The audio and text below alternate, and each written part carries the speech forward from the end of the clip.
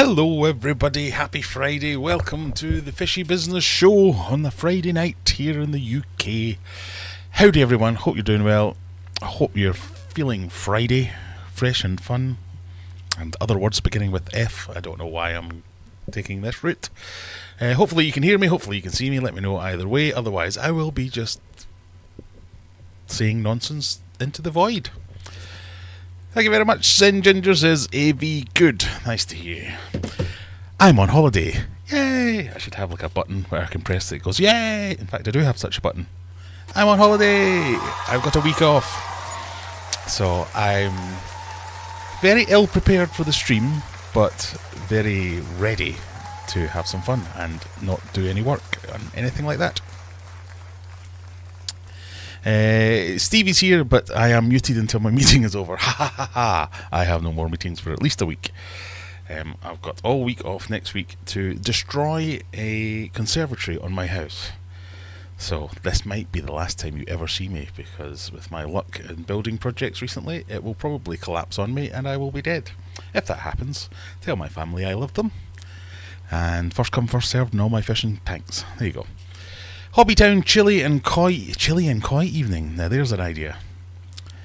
Is that chili while you enjoy watching some koi, or is that like koi chili? Obviously not. Freshwater Ichthyology, nice to see you. David Newby says hello yourself. Silver Creek's in, as is Hans from Sweden, and I'm sure we had Juggler and somebody else, but the messages have been cut off. What's wrong with the conservatory? They make nice greenhouses. It's a case of if we don't take it down, it will fall down. It's hotter than the sun in summer and colder than Superman's Quantum of Solace, or whatever it was called, during the winter. It's not fun. So it's going to be a nice decking area with an open... not decking area, patio area with open views over the garden and the pond, more importantly. And I'll be able to see things from the window and it will all just be nice and great. But I've taken one wall down so far. I've got a big gouge out of my leg. I've got a scrape up one of my elbows. I hit myself in the ear with something as well, which was fun. But yeah, it's fun. So that's going to come down. Bit worried about the glass, because all the glass panels in the conservatory are about, I want to say, 12-15 feet squares. So Mega Tank V2 might come. No, I can't use them. And one of the reasons is the glass is all perished. So it's a proper nonsense. So that's why that has to come down. I also have to fit in a trip to Melton Mowbray at some point during the week, because that's number one son's holiday wish. He wants to go to Melton Mowbray and see the home of pork pies. Hobbytown chili, grow chilies and love koi. Fish Vet's in, nice to see you. Zen calls dibs on the discus, not sure I'm getting them to Texas. That might be a problem. Yeah, you might have to live in the UK if you want dibs on any of my things once I'm dead. Brian's in, nice to see you, Brian. Taking a greenhouse down, what tanks can you build with all that 3mm glass? I could probably get away with a lot, but it's all proper double glazing and stuff, so I don't think I can reuse the glass for anything, and it's all knackered as well. If I get it down and don't die, that's kind of my main goals with this job. I'll be fully accomplished if I manage that. I need advice. I want to change a freshwater into saltwater. Is it worth the effort?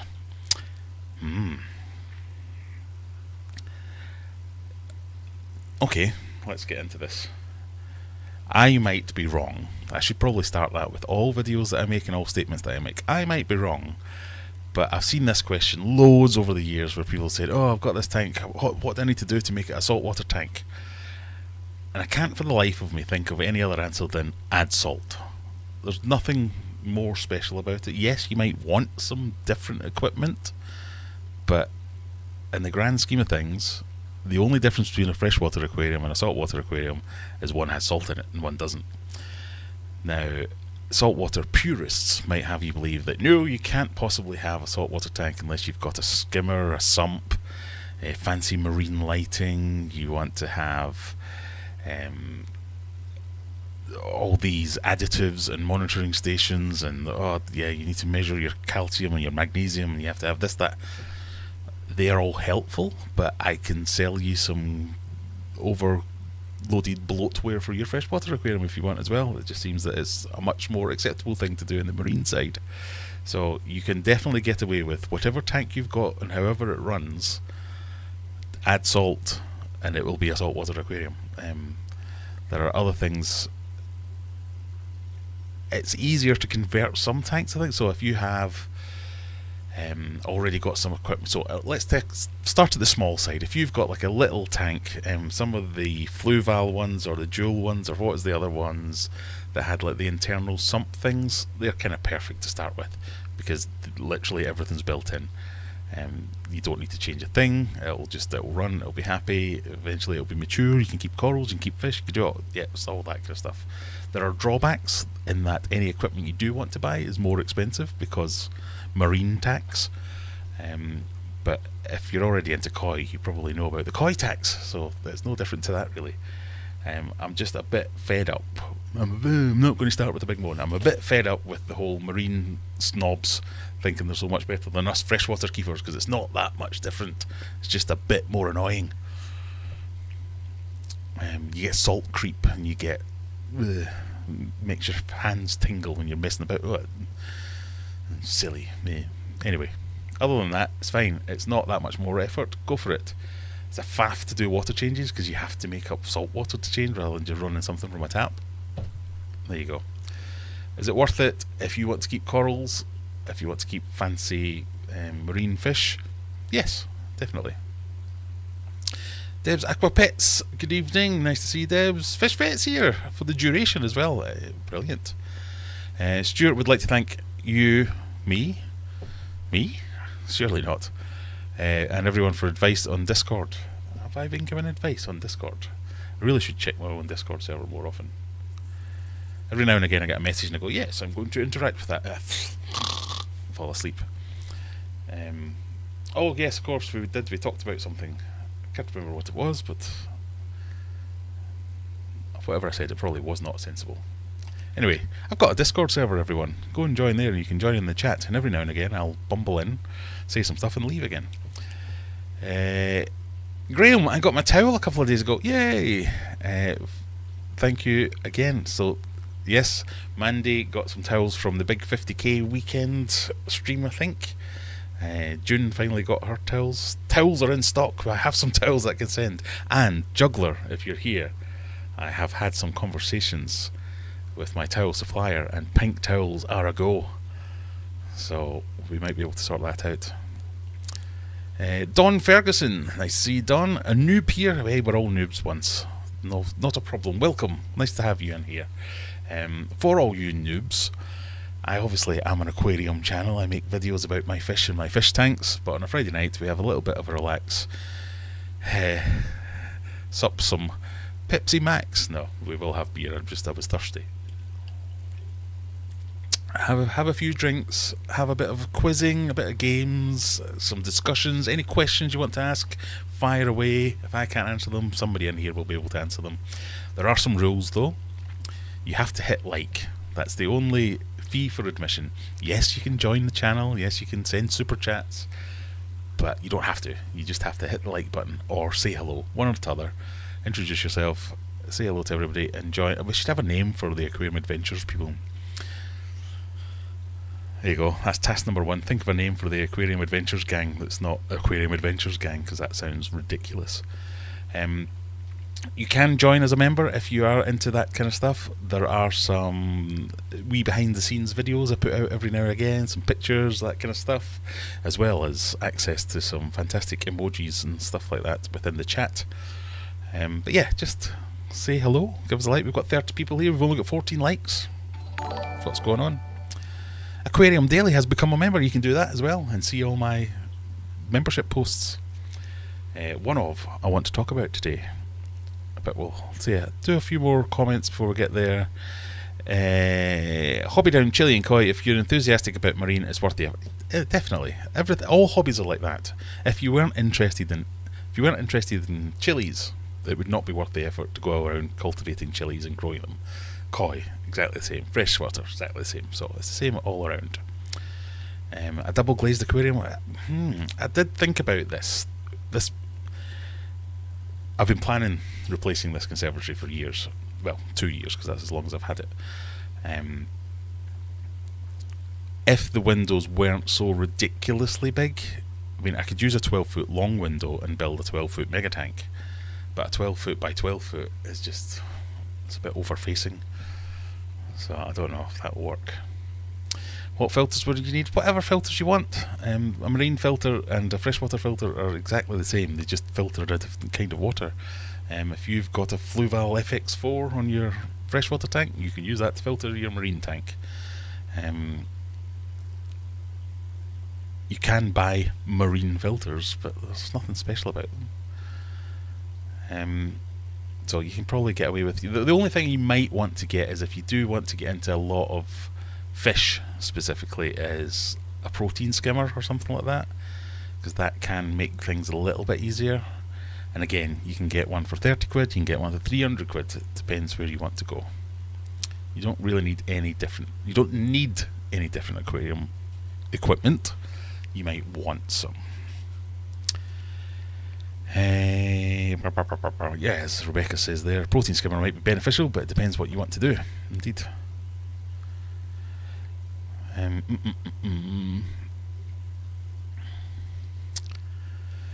Okay, Vishvet's going to ask a dangerous question, but I think I need to rehome a fish.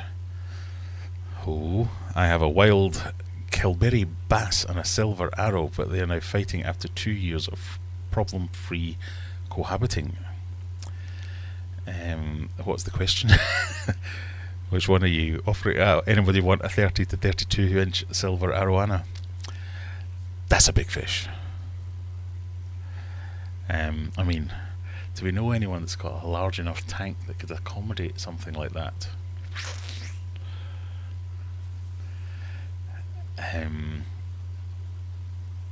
Let me think on that. Aquarium Daily says, hello strangers, hello yourself Andrew, nice to see you.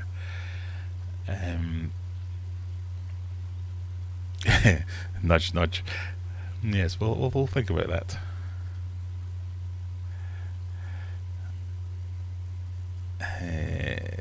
Marine has scary... Oh, that is true. So a lot of the times when you get into marine, so there seems to be a few, like any freshwater or any other kind of hobby, there are camps of people who are very split on their opinions on how you do things.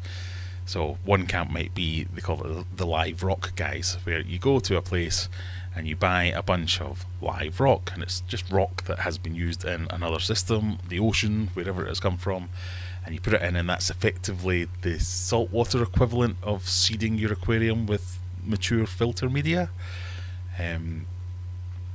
Because a lot of the filtration done is running things through live rock, but live rock comes with live stuff, and you get all kinds of things in there. And I've done that, I've tried it, and yeah, the scary worms, so bristle worms and things like that. That's ones you don't want to be just fish around in there and see what the fuck. And you've got itchy hands for the next 4 months.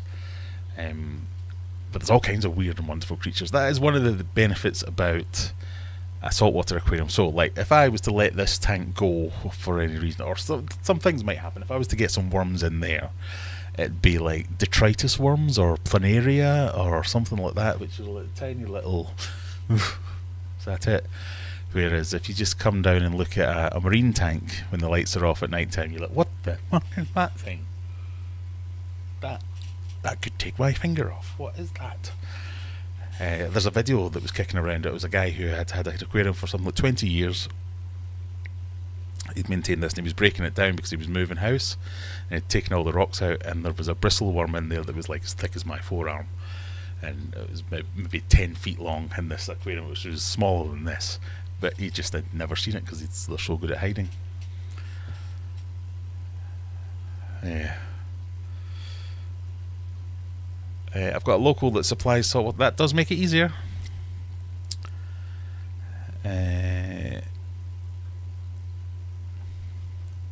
Bobbit worms are scary. Oh, I'm going to have to look up bobbit worms now. Hang on. think they're the ones that just like hing with the hing and the pincers, aren't they? Yep. That's those ones that they hide in the... Yeah, they are not nice. Right, anyway, I was in the middle of saying, welcome, if you're new here, click like and all that kind of stuff. Nobody's done it, so thanks for listening to me, everyone. We've got 36 people here and only 16 likes. So, you know, well done all. I feel like I'm getting into bullying when I'm trying to encourage interactions here. Click the bloody like button! That's all I have to say. We are going to be doing a quiz. The way the quiz works is every month we run a quiz. The Friday night quiz, it's imaginatively called, is 20 questions, fastest finger first, you get points. The faster you answer correctly, the more points you get. Questions 10 and 20, you get to wager your points. That means you put in a small bet. I will explain all this as we play, but the points are tallied for the calendar month, so that's the main thing. So if you're new here, you've stumbled in on the right night, because this is week 1 of the August quiz. And what we do is we total up your points each week, and whoever's got the most points at the end of the month, what do points make? Prizes! Indeed, they do make prizes. The questions are all multiple choice, so even if you've not got Scooby, you've at least got a chance. The only thing I ask of you is that you use the same name each week, so as my automatic quiz calculation machine, an Excel spreadsheet, can tally your points correctly. So this is week 1, so everyone's on the same page, nobody's got ahead of anyone yet. And the last rule I have to mention is the answer is what I say the answer is. It doesn't matter if I'm wrong, because I'm never wrong. Here, at least.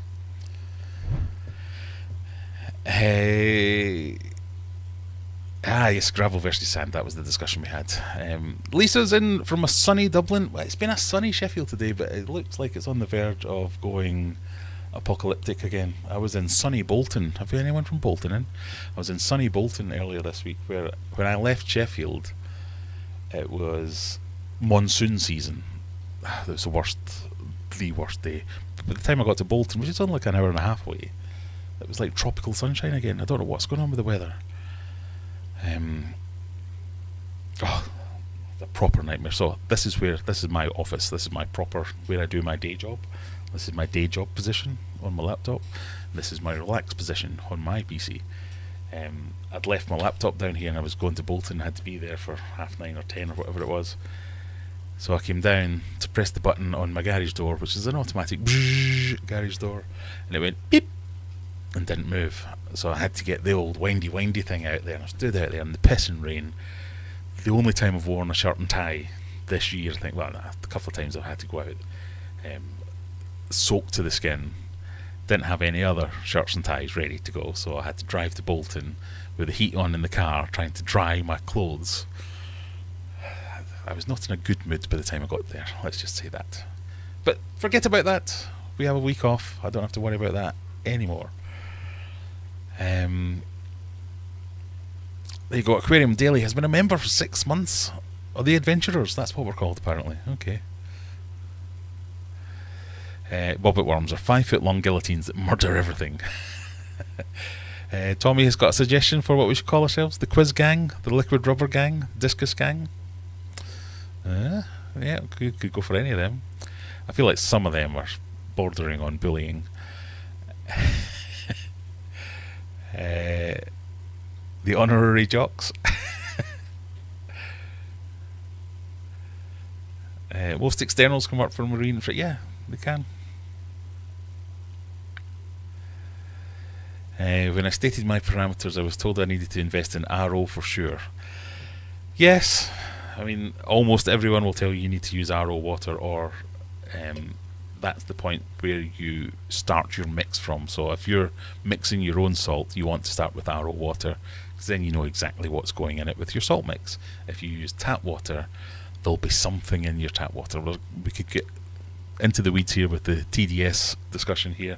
TDS is a measurement of water where it's called total dissolved solids, and you stick a TDS meter in some water and it goes, you've got 100 TDSs, and everyone goes, oh wow, that's good or bad. One TDS could be good or bad, 100 TDS could be good or bad. 1,000 TDS could be. It depends what the solid is, and that doesn't tell you what the solid is. It just tells you there are things in there. They could be completely benign things in there, or they could be horrific things in there. So you could have a TDS reading of 200 and it be fine. You could have a TDS reading of 5 and it not be fine. Because if that 5 was something mega dangerous, that's more of a problem than 200 benign things. So the reason we start with RO water is because that generally gives you the TDS of 0, or that's what you're aiming for. And then you add in your salt, and you know exactly what the mineral content is, because that's just the salt that's going in. But if you're just planning to buy your water pre-mixed, so if your local fish shop has salt water for sale, you don't really need to worry about that. You just go and get jugs of salt water and use that for your water changes.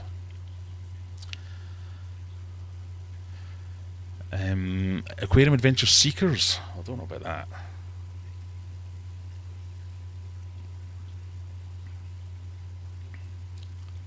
Right, I'm miles behind again. Aptasia and bristle worms. Yeah, the amount of life that you get in seawater without seeming to try to grow that life is quite amazing. Aptasia, I mean, for any other name you'd be like, wow, a coral. It's just more of a pest one, and bristleworms are just like, where the fuck did that come from? That's just weird. For what it's worth, I'd offer the kelp, but she's a bit battered and was quite expensive. I get it. I've been told about planaria in the US who take out. Guppies. Wow. Salty critters like to hurt people, and some salty things you can upset or they nuke your whole tank. Yeah.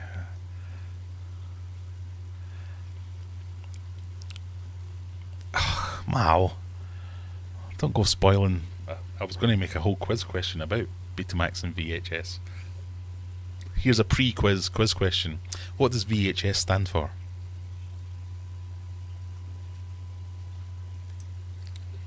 No points, just for fun.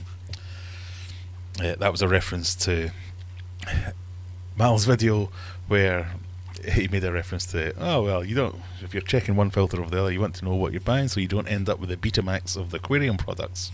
And my mind just immediately jumped to Rebecca going, if she watches this, she's going to go, what's a Betamax?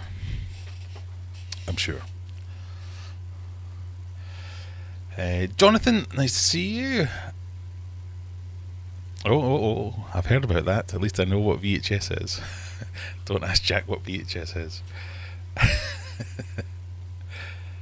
Well, Jack's not here, is he? So Jack is JT Keeping Fish. So those of you who aren't subscribed, he's trying to hit a target. Everyone's trying to hit a target. Go and subscribe to everyone in the list. If they have a channel, give them a wee subscribe. It'd be nice. But Jack's like 30 away from reaching 6,000 subscribers. So it'd be nice if everyone jumped over and gave him a wee subscribe. And if one of my mods could maybe put a link to his channel to help people who were willing to help, they could do that. The Fish Lady's here as well. Oh, we are honoured. Hello. So what I'm going to try and do is kick off quiz number 1 in about 5-10 minutes or so. So let me find a link for that whilst... Oh, it's hot in here. What am I trying to do? I'm trying to get a link. That's what it was. And then I put that in int chat.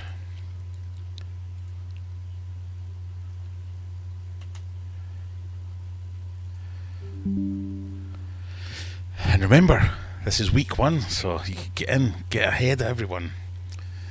Can anyone stop the juggler / Stevie P wind train? Mickey's in. Nice to see you, Mickey.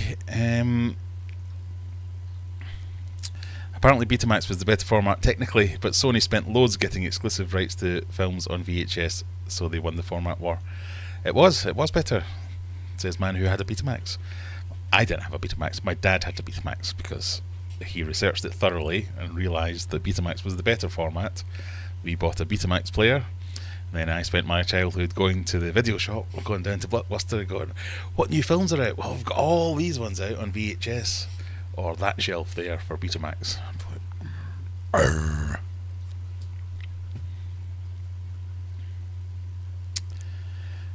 used to have audio cassette tapes. Not quite the same. We used to put computer games on those audio cassette tapes. Yeah, do you remember taping songs off the radio, or swapping computer games? Where if you knew someone that had a dual tape deck, you could put the game in one cassette, a blank cassette in the other, press play and record, sit and listen to 15 minutes of and your mum and dad going, "What the hell's going on in there?" And that's how you copied a game. That's how you pirated back in the day. Bolton's permanently overcast, 12 degrees C and full of angry people. But I don't blame them for being angry. They do live in Bolton after all. Yeah, I did say that to somebody, that I went to Bolton today on a day trip for work. Can't recommend. But actually, it was really sunny in Bolton. It was delightful over there.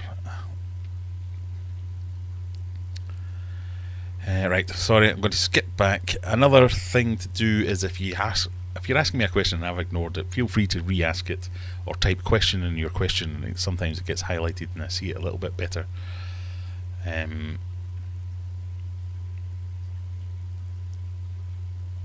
Welcome. Seeing lots of new people joining in here. Sorry for skipping by everyone. Video home system, yeah, I think that was the right one. Definitely not the voluptuous hot singles. Or very hot shabunkins. Oh, right, remind me to talk about this. I want to do some pond chat. That's what I'm reserving my pond chat, but we'll crack on with the quiz first. King's Aquariums in Ant World, just popping in to say hi and leave a like, and then settle down for the night. Settle down watching me and enjoying the quiz? Or no? Vigorous sausage hiding, definitely not.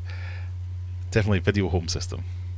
There you go, there's a link for JT Keeping Fish. For those of you who aren't aware, Jack is a very industrious young man running a fishy business as well as a fishy YouTube channel. Definitely worth a follow. Go and check it out. Say hello, comment on one of his videos, all that kind of stuff. It's worth a watch. He also does a slightly inferior version of this live stream on a Thursday night with a quiz that's not quite as good. He's got to leave me in his dust. I'm trying to be nice to him while I'm still ahead of him. Right, where did we get to? Sorry. Variable hog satisfaction. Not quite. I was wrong about VHS. It was Sony that made the Betamax but lost the war. Yeah. Somewhat like that.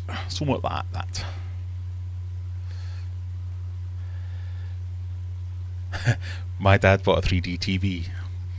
I'm saying I'm your dad, but I also bought a 3D TV thinking everything was going to be fantastic. I've still got loads of 3D Blu-rays.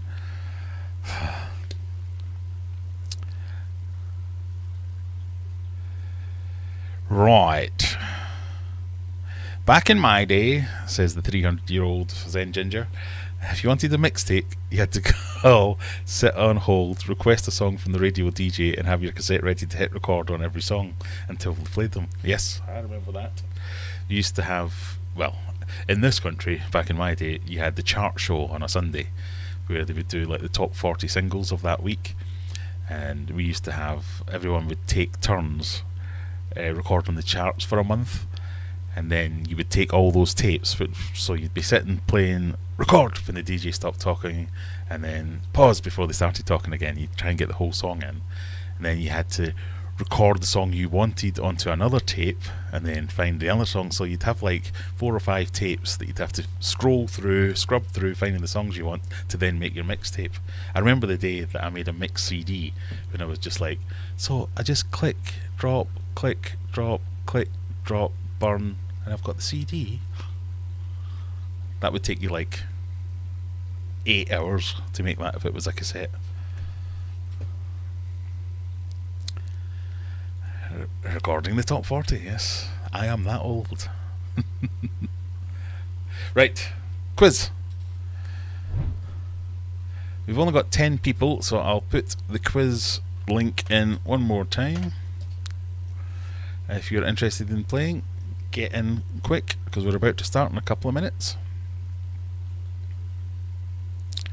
I have a 65-inch 3D Samsung Plasma TV, over 200 3D Blu-ray movies. I only use it for 3D to extend its life. That's commitment for you. My 3D TV, I admitted defeat and threw it in the bin because it was rubbish at everything else. Sorry, that just made me laugh. I sat in the car for an hour waiting for Sash to be on the radio to record it, and I nailed the start, and then he started talking 2 minutes into it. That was the worst thing. Every single time you'd be like, right, I've been here for 45 minutes. Yeah, and sometimes it'd be a song that you knew was in the charts, but you didn't know what position of the charts it was in, so you had to sit there and listen to all the songs just in case. So like, one week it would be number 36, it's your favourite song. Brilliant, there it is. Or you miss it that week, I'll try and get it next week. And then next week it'd be number 3, and you'd be sat there for 40 hours waiting for the thing to come round. And then they'd have a phone in or something. It'd be Dave from Blackburn giving it, I love this song. And you're like, fuck off the radio, Dave, I'm trying to record this. It was the worst. It's the worst. Yeah, so if you're interested in the quiz, get in quick because we're going to stop any minute now. Start any minute now. I hated that. It ruined the songs. Yeah, Dave from Blackburn, idiot.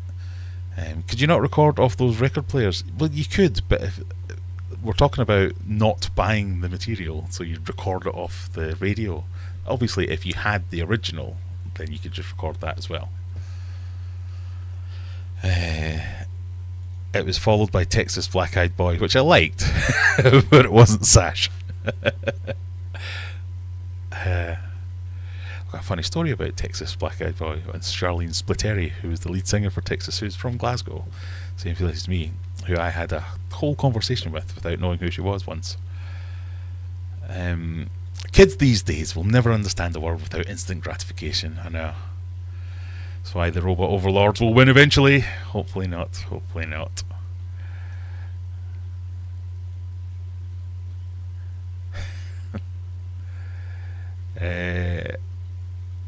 Oh, we've got a question. Morning from Australia. Good morning, Australia. Just a quick, you might be our second Australian viewer. How do you deal with cladophora? Just burn everything to the ground? What the hell is cladophora? Going to have to check that without CLADOPHORA. Oh, it's a type of algae. Oh, is that like what we would call blanket weed, something like that? Well, burning to the ground might be a good way to go with it. I don't know. It's my honest answer. Green filament algae. Okay.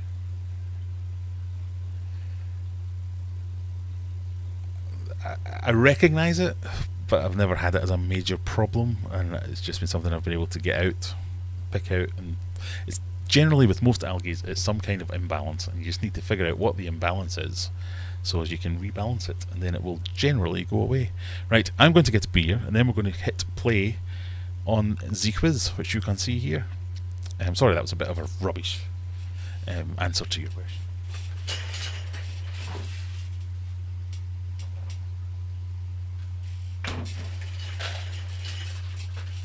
We're going to start off the night with a Northern Monk Faith in Futures DDH double dry hopped. No, dual double hops. No, double hops. I don't know what that means. I forget.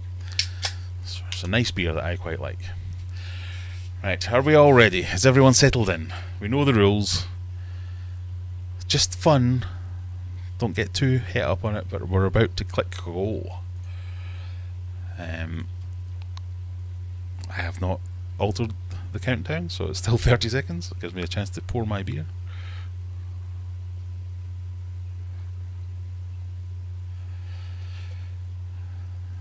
Quiz is starting! Quiz starting! That's for those of you who are doing other things. Run! Quick! Cheers, everyone. Happy Friday. Question 1. What is the Olympic motto? Is it faster, higher, stronger, better, faster, stronger, harder, faster, more, or slower, lower, weaker? What do we think? Make it better, better, better. It's a Daft Punk song in there somewhere, isn't there?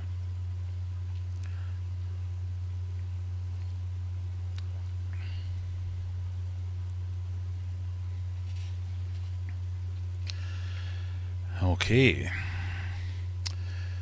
So, only faster, harder, stronger, or better, faster, stronger. Touch it, twist it, bop it.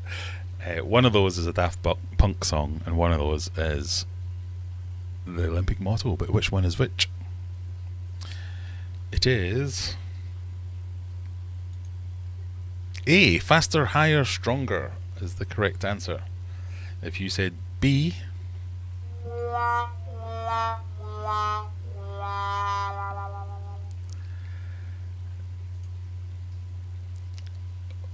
we've got Juggler, Jenny, and SKP making up first and joint second. But it's only the first question. Question number 2. In Scottish parlance, I'm getting the messages in means A. I'm receiving a dressing down. B. I'm being promoted. C. I'm going grocery shopping. Or D. I'm fetching the mail. What does I'm getting the messages in mean in Scotland?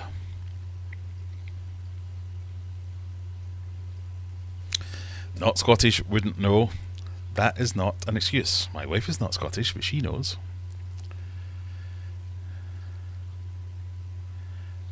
I'm getting the messages in.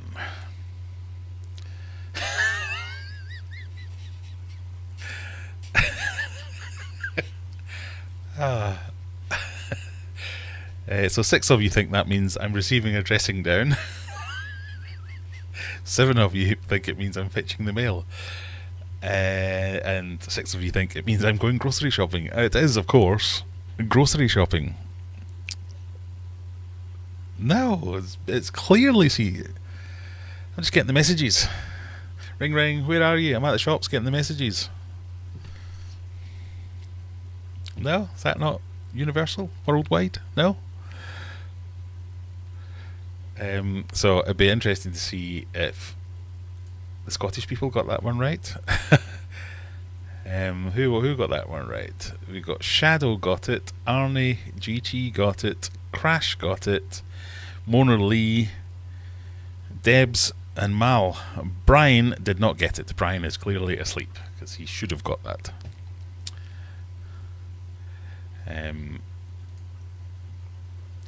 Brian has joined the quiz but is not participating in the quiz. So Scott is now in first place with Arnie in second, Juggler in third. Hey, we're mixing it up a bit, you know. It's not McRigged. It's just get to know your host. That's all I can say. Question 3. Whose flag is this? We've got the Olympics on at the moment. You might see some weird and wonderful flags. Have you seen this one? Is it Trinidad and Tobago? Is it Bahamas, Costa Rica, or Bahamas? Have I put in Bahamas twice? If you think it's Bahamas, go with B, because D is not meant to be Bahamas. Go with B. D is meant to be Bermuda. I might have given the game away. I'm going to refer you now to the answer is what I say it is, and in this case I say the answer is B, not D. Well, whoever answered D, I will give you some points. Let me see if I can figure out who answered D.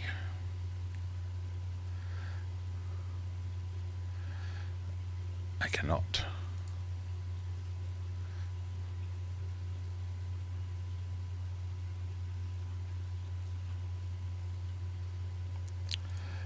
Oh well. The answer is B, Bahamas, not D, Bahamas. Idiots. So for those of you who feel robbed, yeah, I feel your pain and I'm going to do nothing about it. Question 4, moving swiftly on. Choose the flower horn fish. Which of these fish is a flower horn? Is it A, flower horn, B, flower trumpet, C, flower tuba, or D, flower coronet?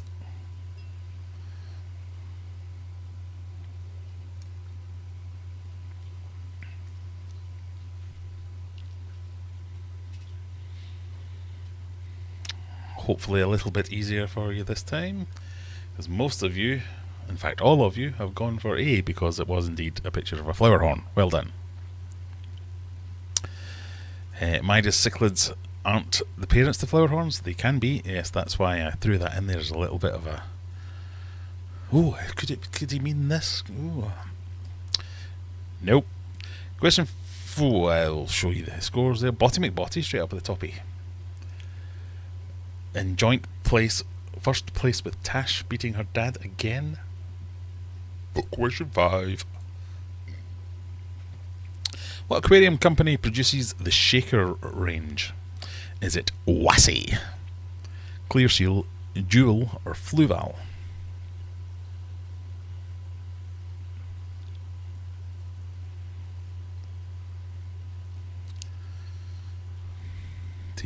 You all probably have heard of the Shaker range, but which company produces it? Mandy has no clue. Wren Kitchens. No, it's not Wren. It is, in fact, as most of you thought, Fluval. Oh, maybe did Fluval only sell the Shakers in Europe, maybe? Have I accidentally been anti-American again? There are some American questions, so I've tried to be fair. What's that done to the scores, though? Tash still in first on her own this time. I'm pretty sure.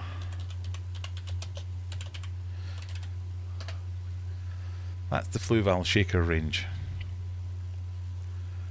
It's like the fancier version of their cabinets and stuff. No? Just me? Sorry. Question 6. Spot the aquatic plant. I want the cryptocorean balancea. Is it A, balancea, B, balance shout, C, balance whisper, or D, balancing?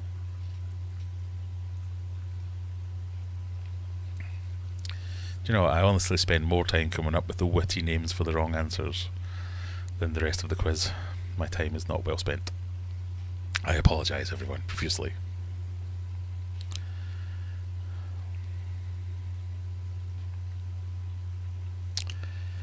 Oh, we've got quite the split between A, balancea, which it isn't, B, balance shout, which it is, and balance whisper, which it isn't.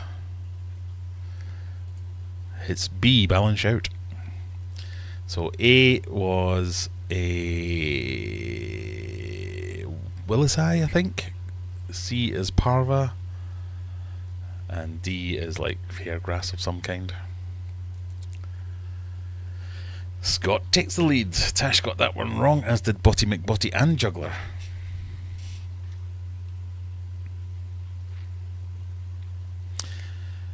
Balancea is similar to Spiralis. I wouldn't say that. Yeah, I suppose it can be a little bit. It's more of a crimpled leaf. As a long crimpled leaf is what I think.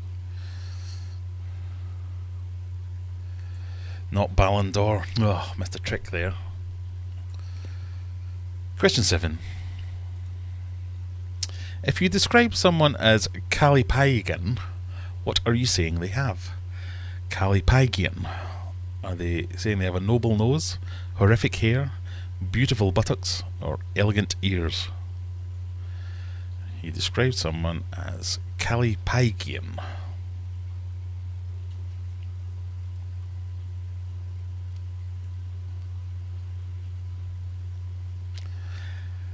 If I could have given you a hint, I would have said, go obvious. If the man puts a picture of a shaking butt on the screen, that's bound to be the answer. Because it is indeed beautiful buttocks. So if nothing else, you learn some new things here. There's only 4 of you got that one right. Tash knows her bums. Botty McBotty, False Inspector, and Stevie P, all bum experts. Well done, guys. Question 8. Which of these is a Dutch-style aquascape? Is it A, Dutch, B, ditch, C, dotch, or D, dash? As you can see, I was running out of ideas by this point. Oh yeah, the picks are always accurate here. Every now and again, a broken clock is right twice a day.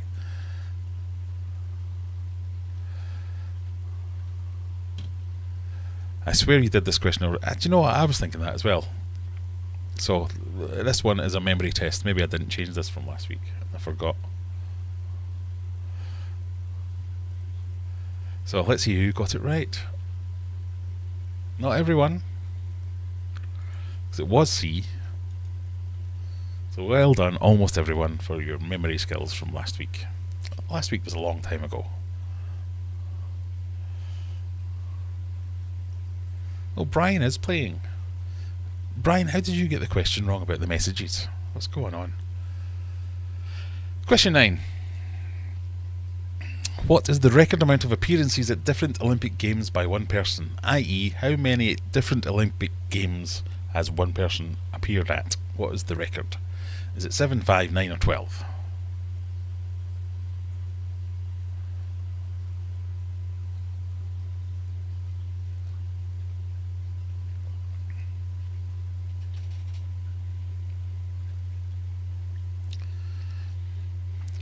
So 5 would be a 20-year span,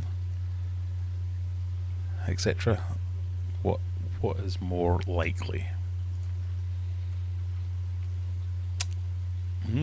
Pretty even split. Most people going with 9. Participant or audience. Oh yes, maybe I should have put it. Olympian. Yeah, most appearance by an Olympian at different events. So it could be. I was quite surprised at this, because the answer is C, 9 Olympic Games, which is nearly 40 years worth of competing, but some of them, like the horse, does all the work. Have you seen the shooting? Like that, one of my favourite memes going around is the guy from Turkey that turns up to do the best. Everyone else has got all these contraptions and lenses coming out their head and fancy things, and then this just rocks up with a gun, goes bang bang bang. Medal please, thank you. So they were in fact, I meant to write this down and I didn't. I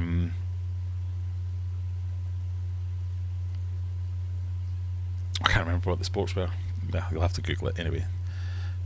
The Hitman, yeah, the Hitman from Turkey. Right, question 10. Remember, this is your wagering question, so you have to gamble some points. If you don't gamble any points, you can't lose any points, but you also can't win any points, even if you get it right. So it's worth gambling something. Rebecca is now typing in, I'm not gambling. But have a look at the hint. The hint, I'm trying to give you a hint that kind of makes sense. See whether or not you're up for it. And happy gambling. Do you know your corridors, or whatever they're called now? Place your points wager now.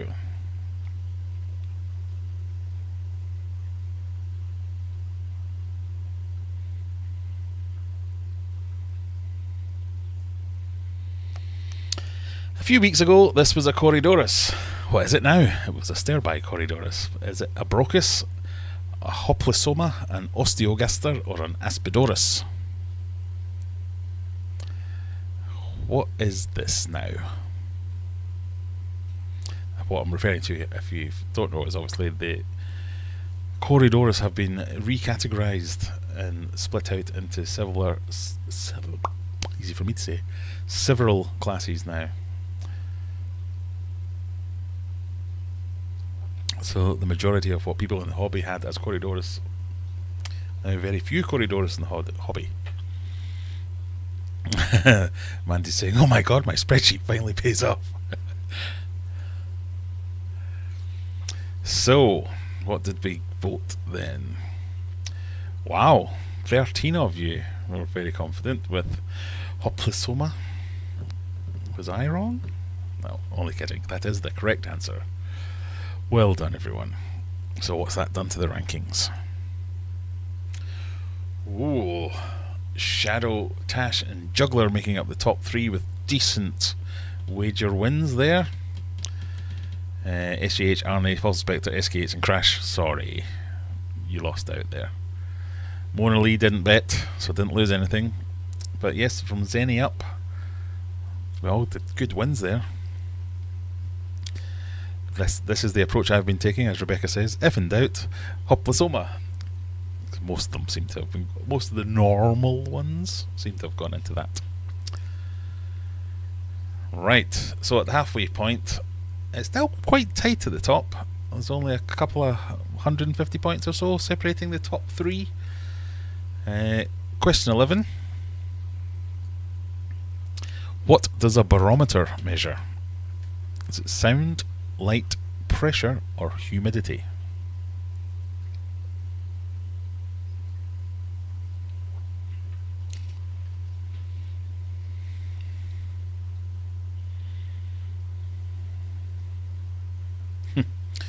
I love my gosh, those big mares. Most. I said most, not all. What does the barometer measure? We're fairly confident it's pressure, apart from a couple of humidities and a sound. It measures bars. It does measure bars. Bars is the unit of measurement, but bars is the unit of measurement for pressure. Well done, 14 people.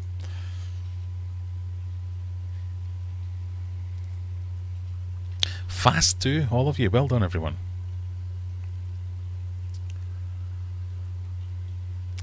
Question 12. Which of these is a Led Zeppelin album cover? Is it Led Zeppelin, Lead Balloon, Led Astray, or Lead Pencil?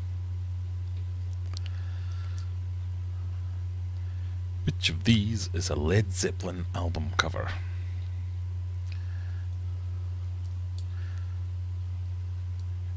If you can name all the artists, bonus point.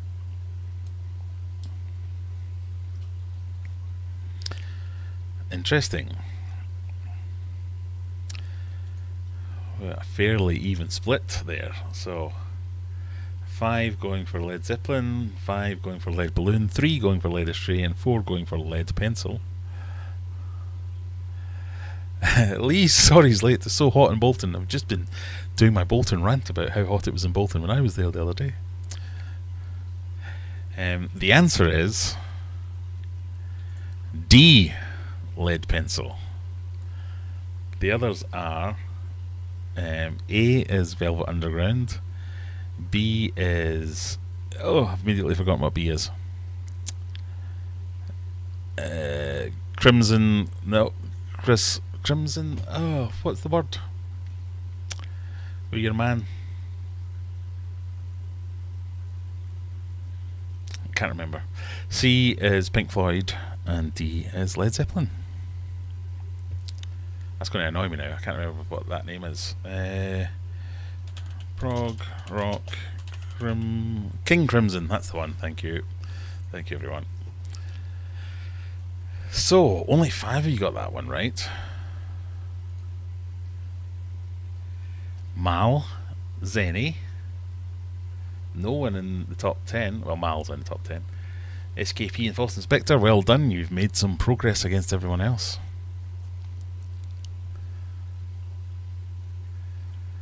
Question 13.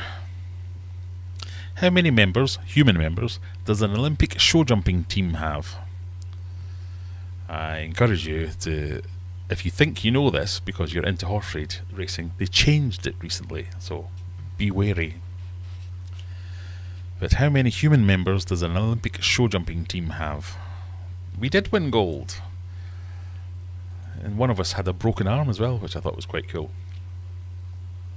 And again, that just kind of reiterates my postulance that the horses do all the work. The people are just sat on top. The split is, again, fairly even. 3, 4, 5 and 6 in decreasing numbers. The answer is 3. There are 3. It used to be 4, and then you would pick your best 3 rides. Now it's just 3. Shadow Juggler, Lorry Carry Day, and Gazmusk all getting that one correct. Well done. It's hard to stay on. I think that's kind of the whole thing about all the Aquarium events. It's like, I was like saying, are the horses from Britain? Because otherwise that's a false victory for the Great Britain, because those people weren't jumping over anything. They were just sat on top of an animal that jumped over all those things. Question 14, while I get a beer.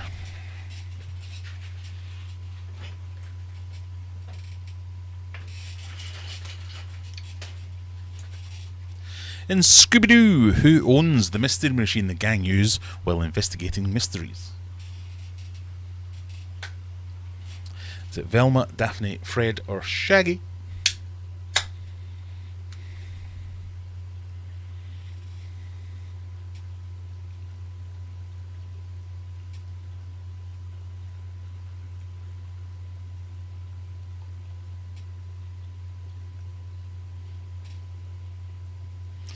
Beer number 2, we're going with Northern Monk Heathen. Oh, I didn't mean to pick that one.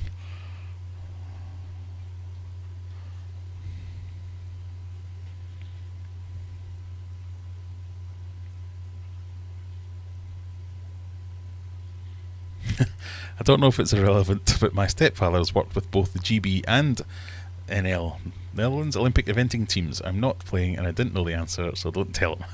Okay. Well, let's have a look and see what you thought about who owns the mystery machine. This, to me, was a revelation. Wow, almost everybody thought it was Fred. Because it was Fred. I always thought it was Shaggy, because look at it. It couldn't be more of a hippie machine, and Fred couldn't be further from a hippie. But, hey, what do you know?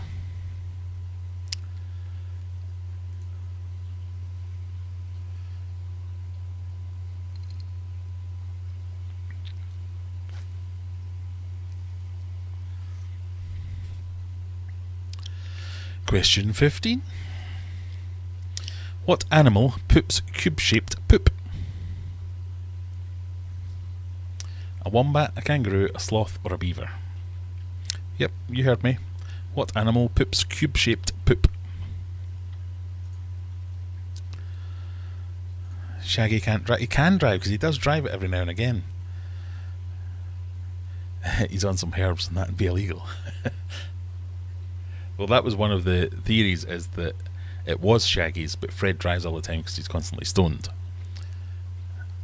But no, Fred buys it and registers it for Mystery Inc., which is their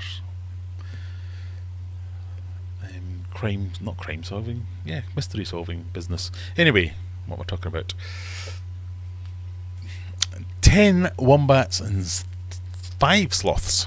I couldn't count that one. The correct answer is a wombat. And there is a wombat and some wombat poop. Who'd have thunk it?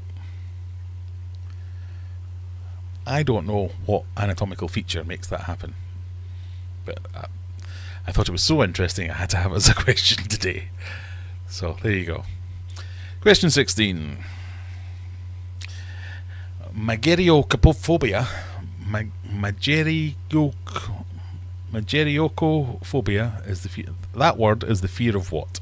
Magicians, cooking, money, or beards?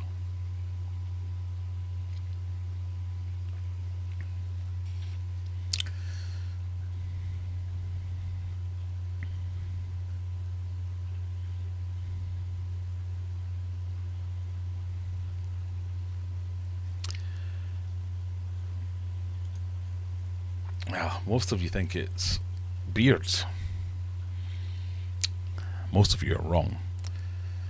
And then it's magicians and money, maybe using that picture as inspiration. Wrong. The answer is cooking. So one person, Aquarium Shed, gets all the points for that one. That pushes you up towards the top 10. It's all good. Question 17. What is the nationality of the artist Picasso? French, Spanish, Italian, or German?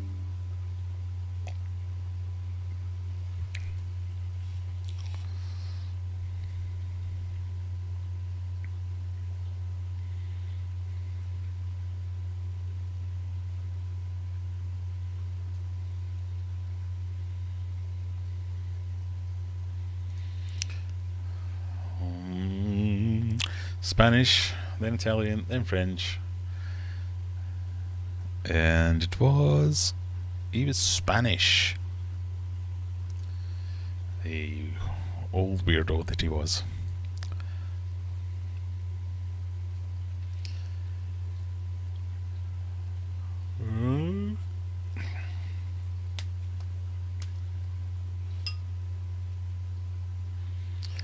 Remember, there's still, what's that? 3 questions left. There's enough for anyone with a good gamble at the end. But remember, it's a long game. Many points as you can. Play for the month. Question 18. What does an eloic power station use to generate energy? Is it water, wind, radioactive material, or light? / sun. I don't know why I wrote / sun. I thought it was clear with light, but you know. Water, wind, radioactive stuff, or the sun?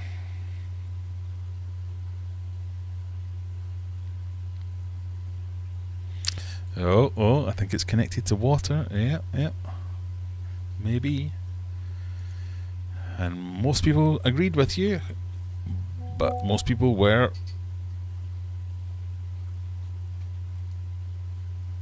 correct. It is indeed wind power.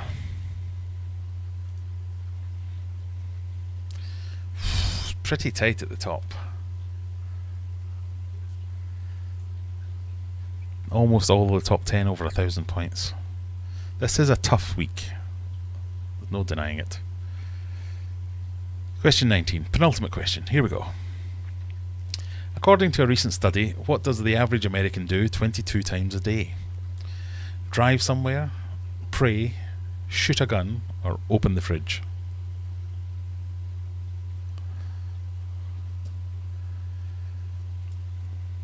I apologise.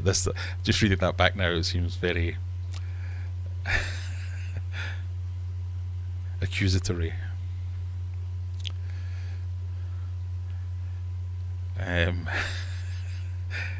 Most of you going for open the fridge. I was just thinking that. Is this your idea of a question to placate to your American viewers? Maybe it was in the Eliminator, was the American questions. Stevie P's only shot a gun 11 times today. Well, maybe you're just below average. Who knows? It is indeed open the fridge.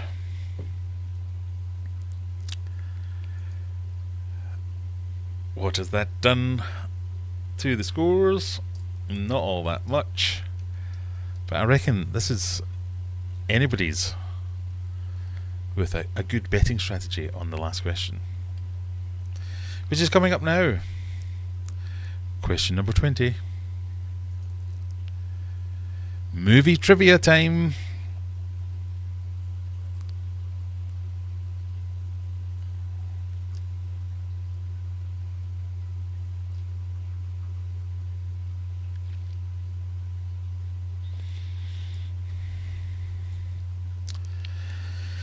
What is the highest grossing movie of all time?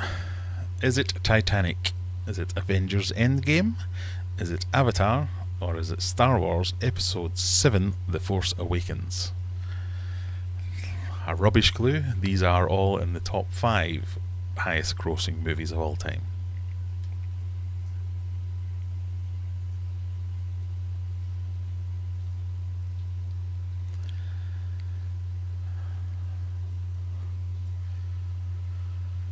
Okay. Wow. 2 went for Titanic, 2 went for Avengers Endgame, 12 went for Avatar. So it can't all be wrong. Can't all be right. The correct answer is Avatar. So let's see what that has done.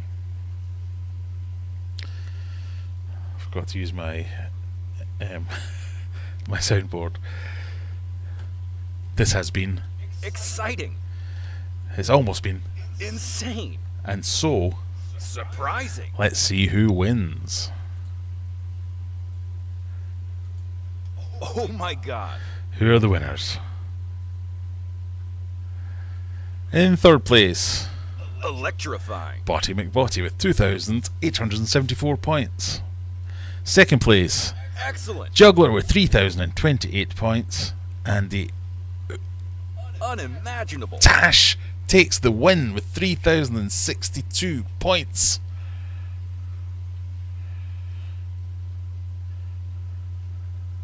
Well done.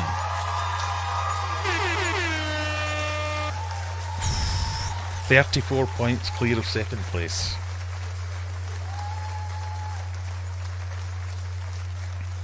Look at that, the top 7 over 2,000 points. That's some good scoring. Well done, everyone. So, I should have bet more. Yes, that's what they say. Do you know what? The second Avatar is also in the top 10. And I have not seen it either. The Olympic motto is live life. Live life, love. I might be the only person who really loved Avatar. I've not seen it. I can't believe it. I've even got it. I have it on my Plex server and I've still not watched it.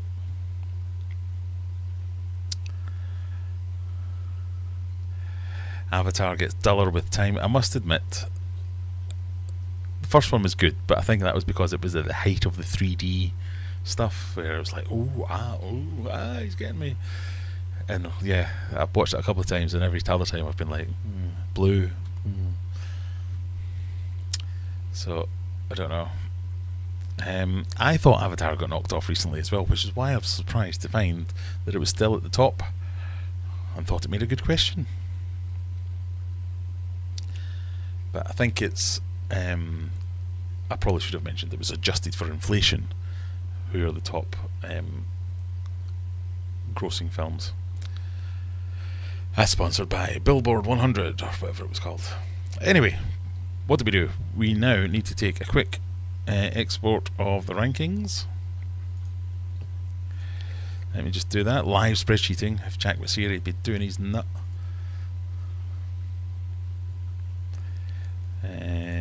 The little face over here. So there are the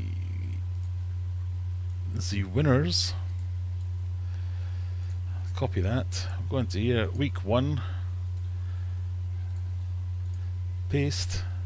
And there we go. We have our top 10.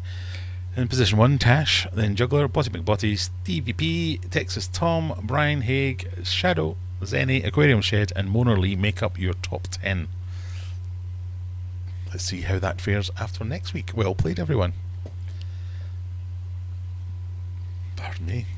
I got 6. Yes, you did. Well done, Brian. If you enjoyed that, there's more to come. There's the Eliminator. This is a quiz where we have 10 questions which increase in difficulty. If you get one wrong, you're out. If you get them all right, you win a prize immediately. You don't have to wait until the end of the month and win multiple quizzes. If you just win this one, you get a prize. The questions are a mix of multiple choice, drag and drop, and free text entry. That's a lie. They're not anymore. They're just multiple choice. The correct answer is what I say it is. If it turns out I'm wrong, sorry. Bit tough. The questions are on a timer. Answer before it runs out, and answer 10 correctly to win. And that is the Eliminator, which we will do in a few short minutes. Big face.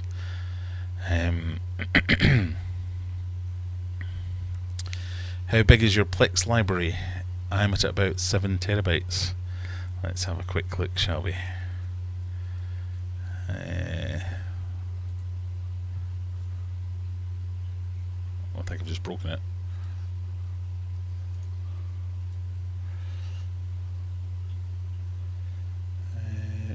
Properties.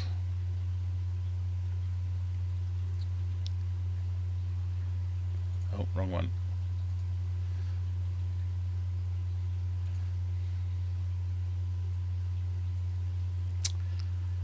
Uh, 10.9 terabytes. It's mostly TV though. Oh no, because I've got a second library actually. Hang on.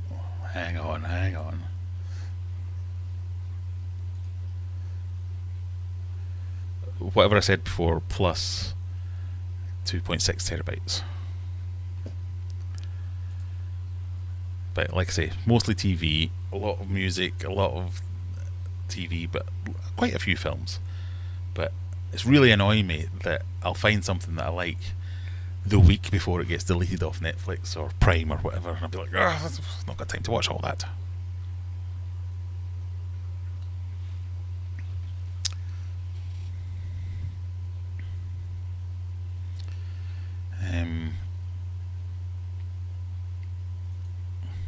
I do think they're better in theatre. I think Avatar was made for the IMAX experience.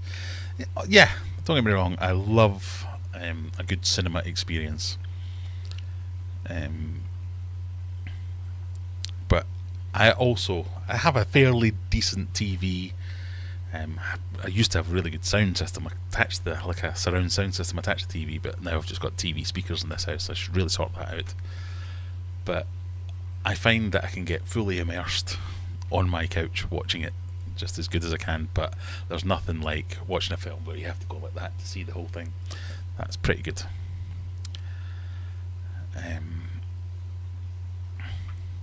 Prometheus was amazing. I never really got into Prometheus. I liked Prometheus was kind of based on some beliefs real people had. Well, that's where I kind of went off it, because it was like, is this like a religion starting thing? What are we doing here? Me. Other good alien movies, Evolution. Is that the one with the bugs? And Stifler. Yeah, I think that was Evolution. And World's End, that's one of the Cornetto trilogy ones, wasn't it? That was good. The Tomorrow War. That's Tomorrow Never Dies, or that's the one that had two different names, isn't it?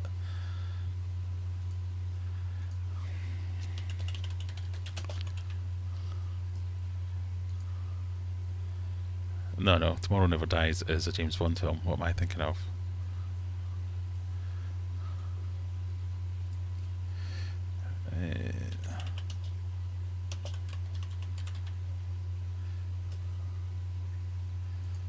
Tomorrow War, Edge of Tomorrow. That's what I know it as.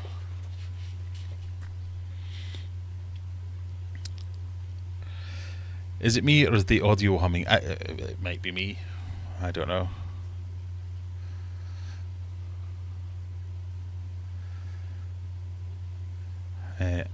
I'm only at 6.2 terabytes. Yes, well, you know, I'm in double-digit terabytes. But a lot of it, like I say, is TV shows, and a lot of it is kids' TV shows. I think I've got. In fact, I could probably have a look. No.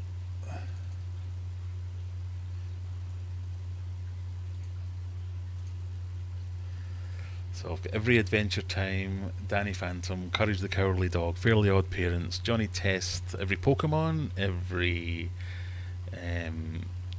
Shaun the Sheep, Umizoomi, Teen Titans, Gumball, Fairly Odd Parents, every Simpsons, every Uncle Grandpa, every Young Sheldon, because they like that for some reason, and every Ben 10 of all the various things, as well as every Lego Ninjaga, every Pokemon, every regular show, every...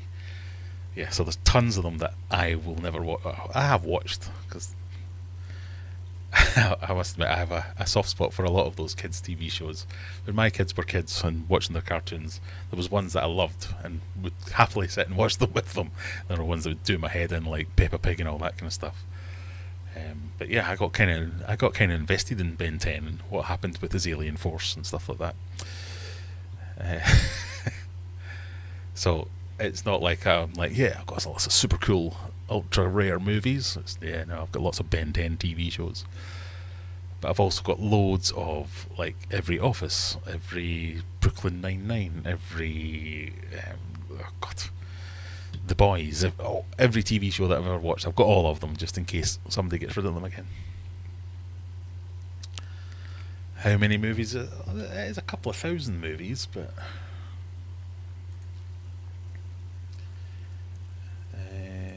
and lots of home videos as well. I've put in a lot of the stuff that's. Where have I put my movies actually? There we go.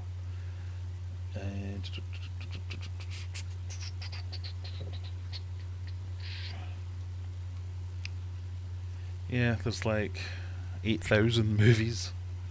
Didn't think I had that many. And that's just in that movie folder. That can't be right. That's probably about half that, 'cause one movie and one movie poster, so 4,000 movies. Still, anyway, we are getting tangentialized here, moving off at a tangent.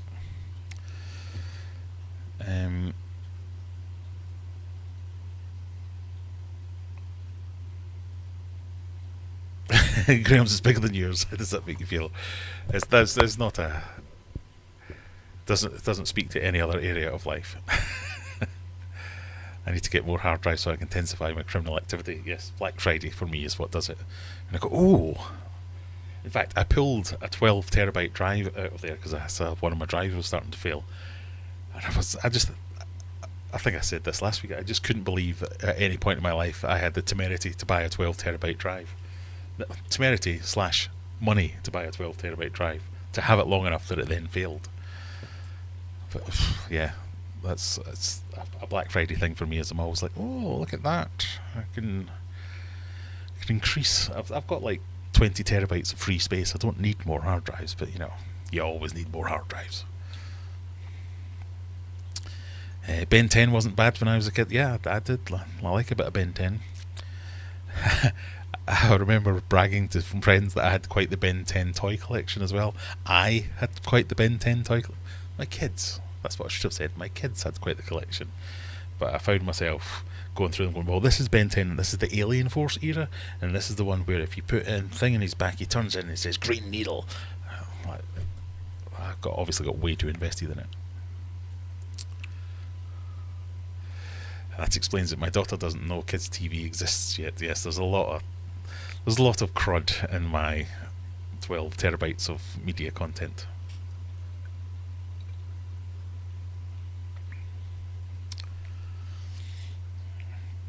Well, the Sarah Jane Adventures, that one passed me by, I'm afraid.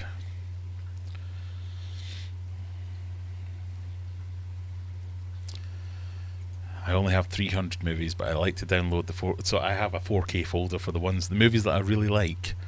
So I've got a bunch of movies where I'm like, yep, this is good. I'm going to watch this several times. But majority of stuff, I try and go for 1080, because it's good enough. I am one of these snobs that's like, it's 4K, but I can see the lines in it. It's not. But 99% of the time, I'm fine with it being 1080. But if it's a film that I really like, or think, oh, I'm going to watch this several times, I'll get the best version of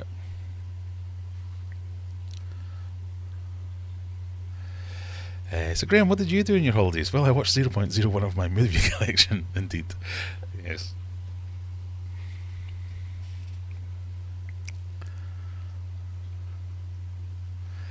Set up a NAS for redundancy. Do you know, I almost bought a NAS at the last Black Friday, but I can't bring myself to. I think, again, this might be a snobbery thing. I can't bring myself to buy one because, as an IT professional, anyone who's ever worked with me is now guffawing into their professional. You think these are? As an IT professional, we kind of sneer at NASes because you want a SAN, not a NAS. But for consumer use, I get the idea. Yeah, a NAS, that could be good. It'd be easier to set up things like RAID and all that. But I have a server, and I have a RAID card in the server, so anything that I can do on a NAS, I can do on the server itself with hardware, so I don't even have to rely on software versions. And even though I've got all that, I still don't do it. I just want the most amount of disk that I can get, with the belief that if one of those drives fails and I don't need it, I can re-download everything. I mean, re-buy everything and burn it to the disk again, should I want to. Because, like I say, when you've got terabytes worth of films, I'm never going to watch most of them ever again.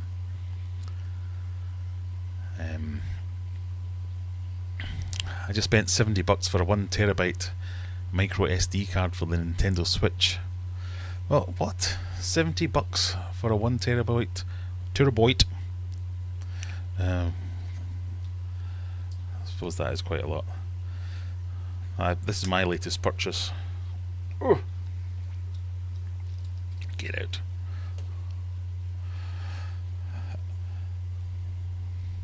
$128 gigabytes Extreme Pro for the camera. I think that was like 12 quid or something like that. And I remember buying, back in the day, again I'm not that old, but I remember buying back in the day a 1 gigabyte card for £120 and thinking, wow, that's only like £100 a gigabyte. And now you're like, oh yeah, I can have 128 gigabytes for a fiver or whatever it is.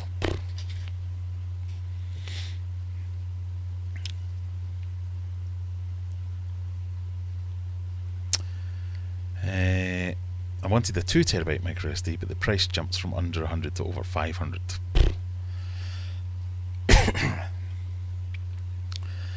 This might be the first time my Plex geekery has been affirmed by another human being.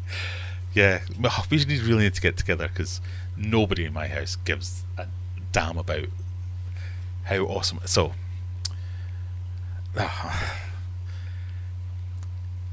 was about to go into a rant about how awesome my Plex setup is, but 1, 3 of you will care and everyone else will turn off, and 2, I kind of end up talking about some illegal stuff, so maybe we shouldn't. But I've given everybody, they have an app on their phone. So what used to happen would be like, I remember this TV show when I was 12. This is my wife I'm saying now, so I should not do a silly voice. I remember a TV show from when I was 12. It's called this. Can you download it, because I want to watch it again? And then I would have to come down to the server or log into the server and find it, see if we can download it, and great, we've got it. But now I've given everyone an app on their phone where they just type in the name of the program they want. So like the last time she wanted Cracker. Remember Robbie Coltrane with Cracker? She can just type in Cracker and it'll go and search all the legal places you're allowed to download Cracker from. Say, is it this? Do you want this? And it'll show like a picture of the box of the DVD or whatever it is, and she'll go, yep, that's the one I want. It'll download it, sort it into the right library, so Plex can then pick it up and it will appear on Plex. And I've got super fast internet, so this all happens in like 5 minutes. And now to them it's like Netflix, where they go, oh yeah, Netflix, I watch this. No, it's not on Netflix, it's on Plex. No, it's not on Plex. I'll download it onto Plex. Is it on Plex? Yeah, it's on Plex, I'll watch it. And I'm like, hello, do you know how amazing that is? Do you know how much effort I've put into making that possible, that will happen? This does not just happen. I am not Netflix. That is amazing. And they're like, yeah, whatever, it's turned up, Dad, shut up. I'd really... Even geek friends that I have at work are like, you what? You've got a movie library? Well, okay, you downloaded a movie, big whoop. I'm like, no, it's more than that.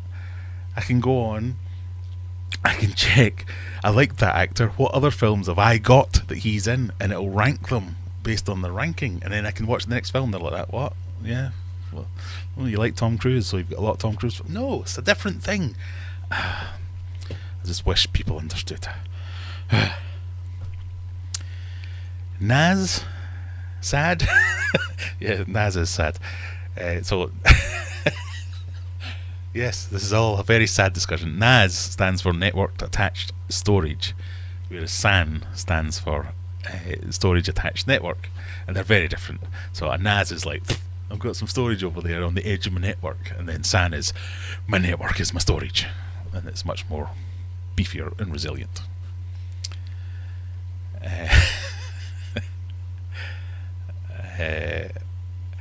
We have a lab server. I think it's 5 terabytes of space that run out before we get there, and we're charged £900 for another 5. Well, that's a lot. Especially in the days of like Azure and Amazon, that especially if you're academia, storage is essentially free. You should be able to sort that out. The I'm a lazy bastard defense. That's the one. Right, we said we were going to do another quiz, and now I've just talked about nonsense for a while.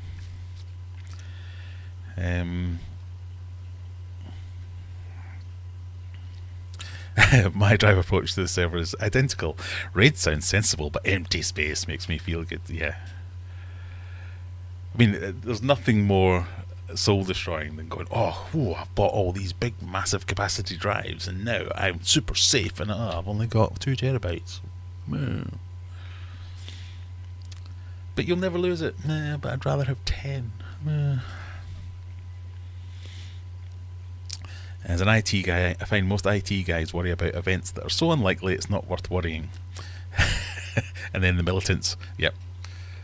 And I definitely, well, if it's at the end of the world, at the end of the day, if that goes pop, everything that's on there, that's home movies, pictures, all that kind of stuff, that's all replicated to a different PC in a different area of the house and into the cloud. So that's the stuff I care about. The films, however impressive number of them that I've got, like I say, I'm never probably going to watch most of them again anyway. And the majority of them that are there, what was the one I was trying to watch recently?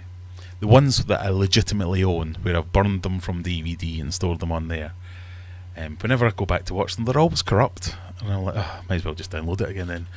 And then I get it remastered in 4K, and I'm like, yeah, there you go, that's much better. And it takes minutes, so it's not like it's a huge chore. So I think if it did all just disappear, I'd be quite happy just saying, what do I fancy watching? The Pink Panther. Wait 5 minutes, there it goes, we've got it. Rather than knowing I've got that stored there forever. Because it's not like you're never going to be able to download these things again legally from proper places. It's important I say that.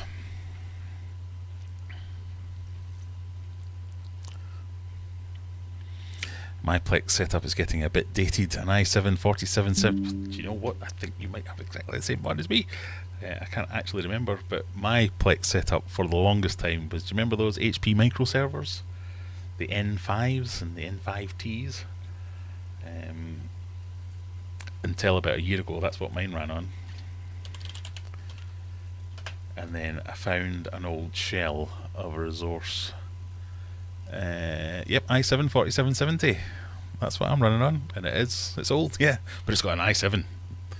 You don't always have to say the 4770 bit at the end. But it's fine for Plex. It struggles to transcode the highest of bitrate things, but it's fine. I find that the client is the biggest problem, where the clients things always try and auto transcode for some reason. I cannot get that setting to go away. But like a decent Fire Stick or something like that, just chews through everything.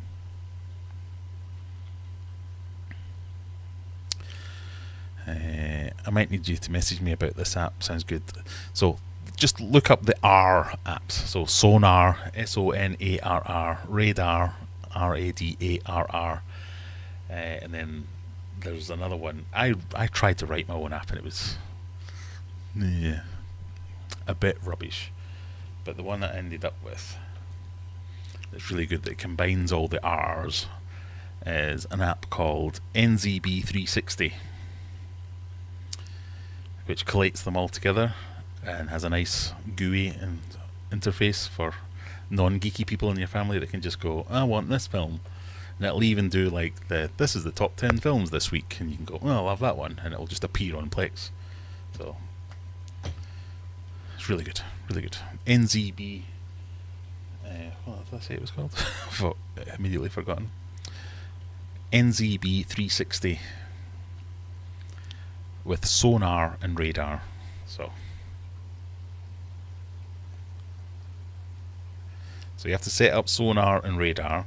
There's also ones where you can do it for music, but I haven't done those ones. That's just so sonar is TV, radar is films, and then NZB 360 to collate them all. Anyway, we're doing a quiz now. This is the Eliminator. My experience is the Eliminator. Number 15. No one has ever won other than our friend Jack. Can you be the first one to win this time? Copy link address. Put link address here.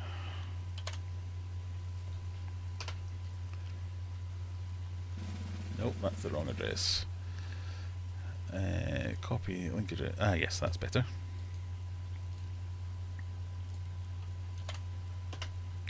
There you go. If you want to play the quiz, that is the link. Did Jack win or did Google? He's either better at Googling than I am, which is unlikely because I Google professionally for a living. That's what I do in my entire job. Is that the wrong link? It could be. Copy link address. Let's try again.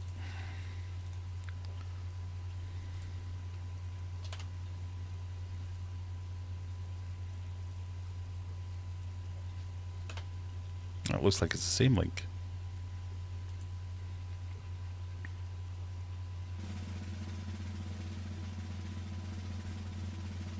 I think that is the right link.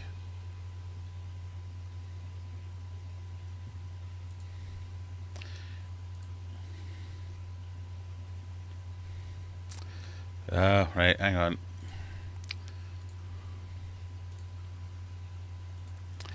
It is the right link. It's just I had to reset things.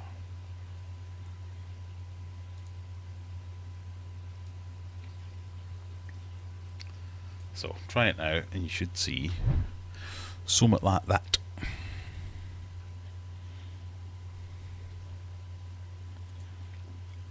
Brian came close once he did. Brian made it to question 8. If anything, I think this might be the week someone might win it.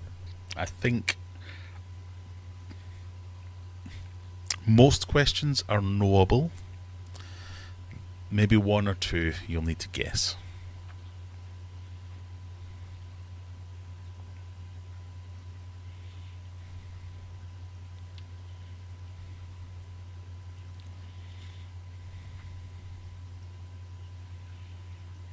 I've 100% downloaded a movie I own on DVD just so as I don't have to go up and put in the DVD.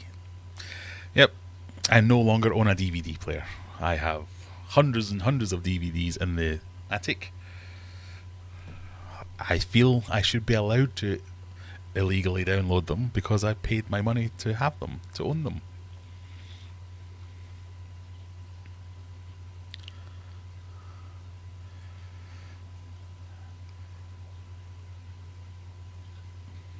Is there a thing with iPhone to Windows? When I try to transfer photos from iPhone to Windows, most are corrupt. There shouldn't be, because you can run what do you call it, iCloud or iStupid thing that you have to run on Windows.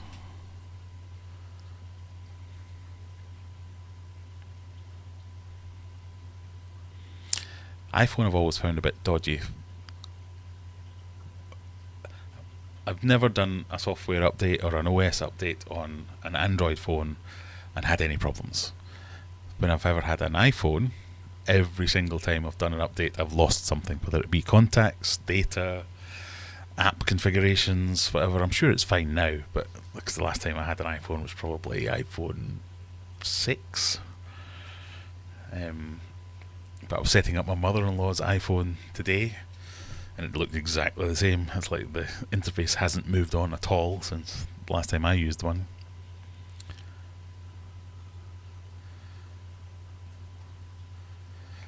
Right, 16 people are in. I think it's working now. That's kind of good.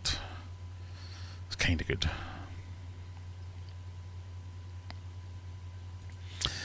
R. Yes. R. Like a pie. Pirate. Indeed, indeed. Right.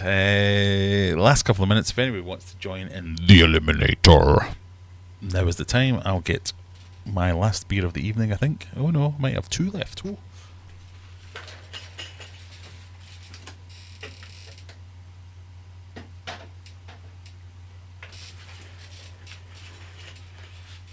We're going to go for the final. That's not the final because there's another one in there. Huckaback. NEPA. New England IPA. Huckaback. Makes me think of that. Huck. Hope it doesn't taste like that. Anyway. Are we ready for the Eliminator, people?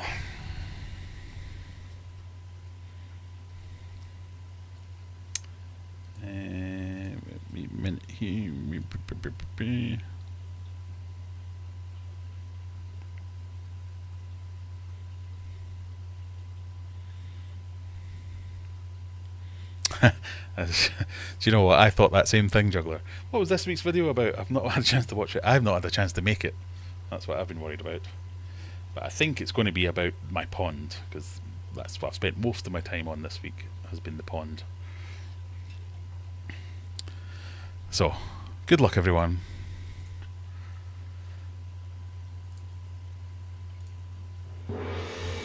Starting in 20 seconds.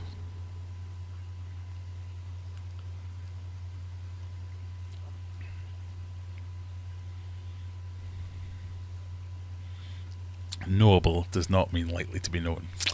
I appreciate that. Good luck nonetheless. What fish is rightfully known as the king of freshwater fish? Discus, Oscar, neon tetra, or goldfish?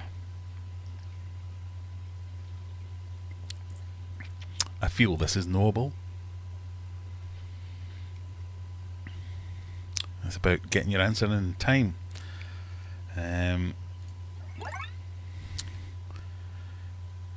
13 of you are correct. One person is June playing. Has June turned up? And she's just done that out of spite. No, it wasn't June. The correct answer is, of course, discus. They are the kings of freshwater fish.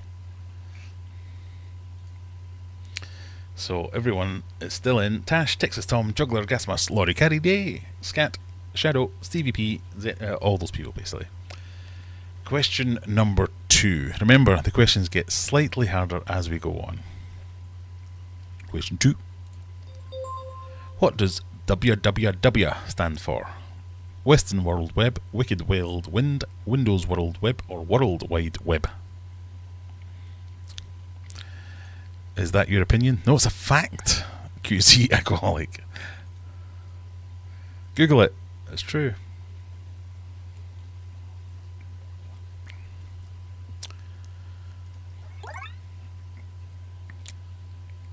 One person thought it was Windows Wild Web. I have to do a bit of shaming here. Oh dear. Boots and cats. Curse these clumsy fingers. If only you got like a mulligan or a do-over. Because it was obviously the World Wide Web.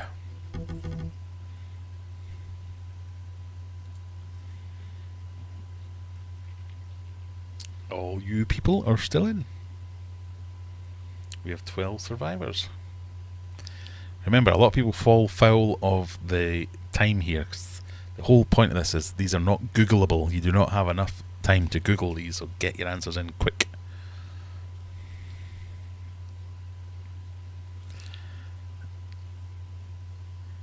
Are we ready for question 3? Here it comes. Who features on the US $100 bill? Barack Obama, George Washington, Donald Trump, or Benjamin Franklin?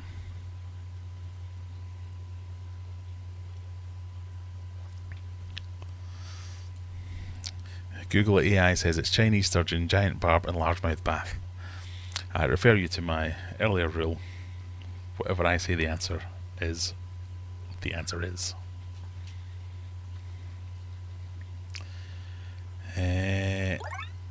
Ooh.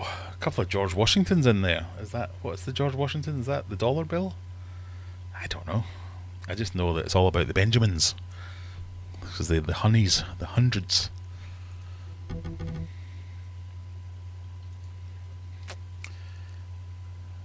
Which is a fact all these people knew as well. Who's George Washington on? Is he a dollar bill? I know you used to have a $2 bill. Or is that still a thing? Or is that made up? Have I been fooled? Am I being conned?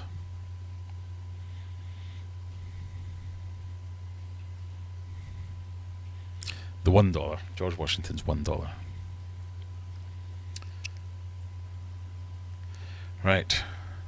$2 Thomas Jefferson. See, $2. I didn't think you would have had a $2. That seems a bit of a strange thing. Thomas Jefferson's the $2 bill. Right, question 4. Here it comes. What Olympic equestrian event is essentially horse dancing? Is it show jumping, eventing, dressage, or poussin?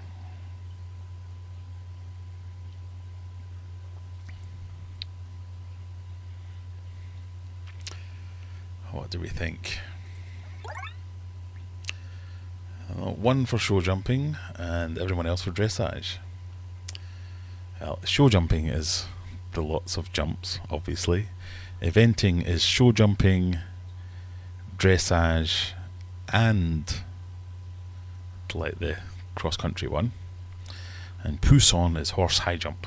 So it is indeed dressage. Well done, 8 people.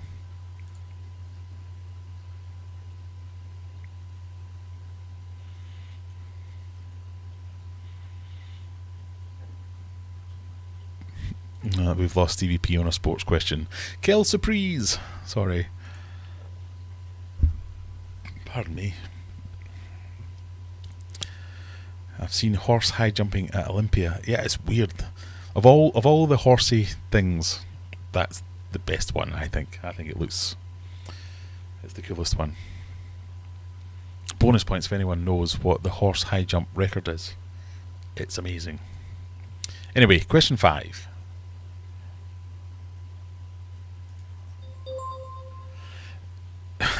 I apologise for the picture. Area 51 is located in which US state? See, 2 US based questions. California, Nevada, Alaska, or Utah?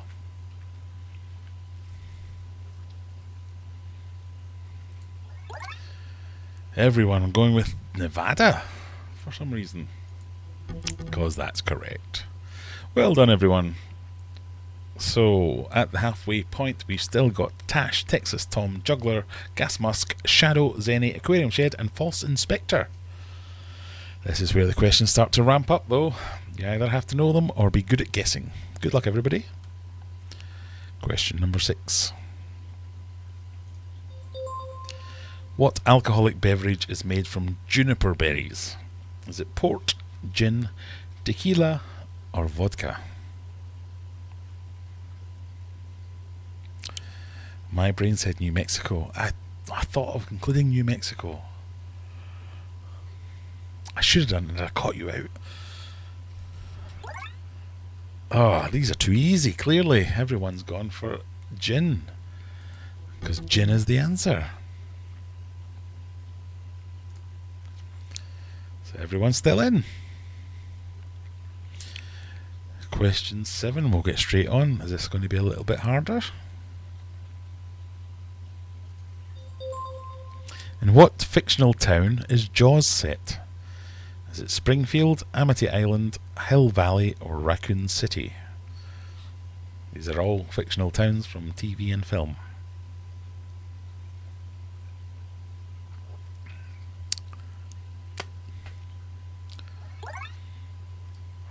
Ooh, 7 for Amity Island. We've lost 1 to Hill Valley because it is Amity Island. Springfield is The Simpsons, Amity Island is Jaws, Hill Valley is Back to the Future, and Raccoon City is the video game / film franchise I have immediately forgotten the name of.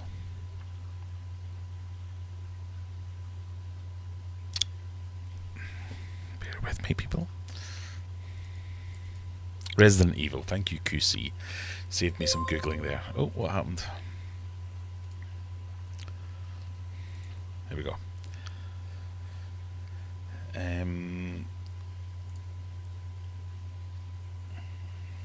So we've still got Tash, Juggler, Gas Mask, Shadow, Zenny, Aquarium Shed, and False Inspector. Going into question 8. And as Mandy says, I think Springfield's popular in a lot because it's such a frequently used real town name. Apparently that's why the Simpsons picked it, because every state has a Springfield, a town called Springfield, something along those lines. And that's why the Simpsons picked it, so as they couldn't say what state the Simpsons lived in. Crap facts for the win. Anyway, question number 8. Here we go. Good luck, everybody. What is the rarest blood type in humans? AB negative, A negative, O, or AB positive?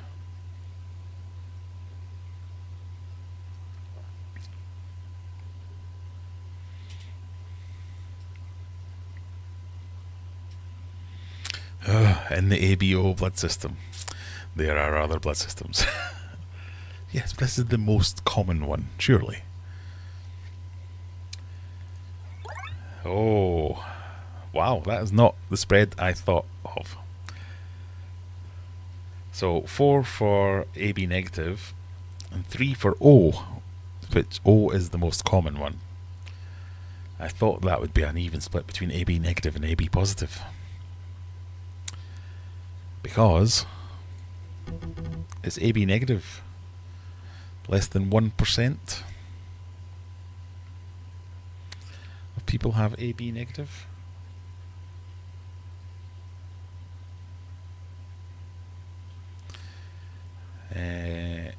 I thought O was universal, but O is universal, but also not rare. So that's really paring them down. We've got Tash, Juggler.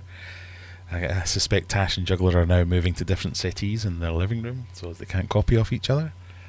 Aquarium Shed and False Inspector. Question number 9. Here we go. It's exciting. I don't think we've ever had 4 people at question 8 before. I'm hoping question 9 and 10 are hard. I've not made them too easy. Here we go. Question 9. What country was the first to give women the right to vote? Great Britain, United States of America, Sweden, or New Zealand?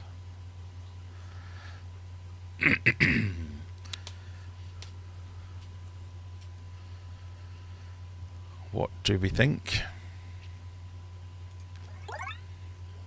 Oh, all 4 going for New Zealand. Yeah, it's New Zealand. Who knew they were so progressive? I thought Sweden would have caught a few people out there. But well done, you lot. Right, we've got 4 people in for the final question. If I have to send 4 prizes out, I will never financially recover. Okay, good luck, everyone. This has never happened before. We might have to have a question off to determine a winner. Or do you all win? I don't know. I haven't decided. Question 10. Here we go. What is the moon phase following a full moon called? A waning gibbous, a waxing gibbous, a waning crescent, or a waxing crescent?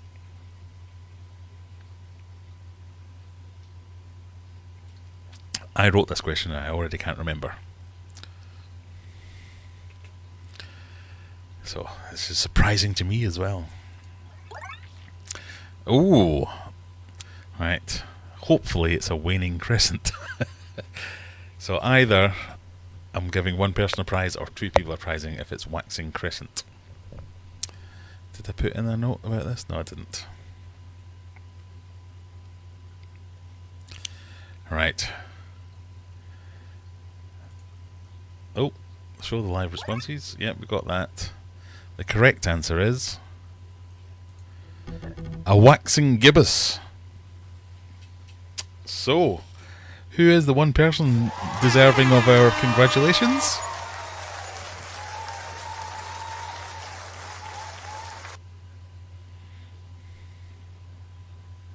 Impressive.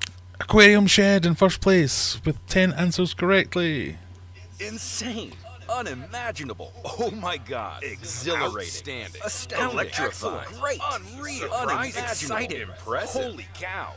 And all other things as well. I hope you heard all them, otherwise that made no sense. Aquarium Shed, you are the winner. You get a choice of some fish food goodie bag or an Aquarium Adventures towel. Whatever you want, that is your... Oh, hang on. We're getting some questions here. I know the rules, but the last question is incorrect. It is a waning gibbous. I'm pretty sure I googled this properly.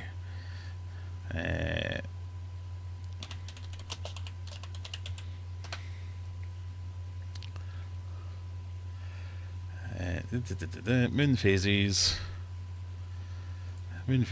Let me just put this over here. So the question was, what was the question? What is the moon phase called following a full moon called? Full moon, waxing gibbous.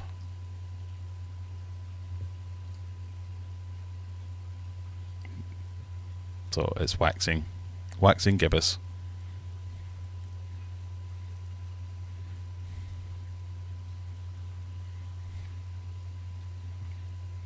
Are you saying the moon goes in a counterclockwise fashion? Because it doesn't.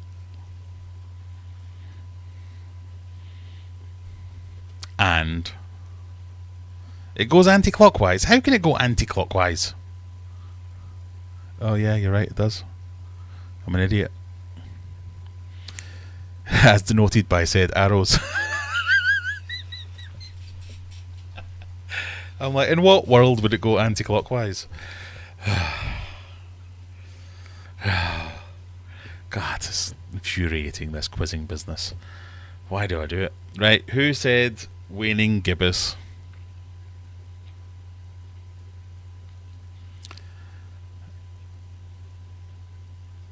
Who said waning gibbous? Show yourself.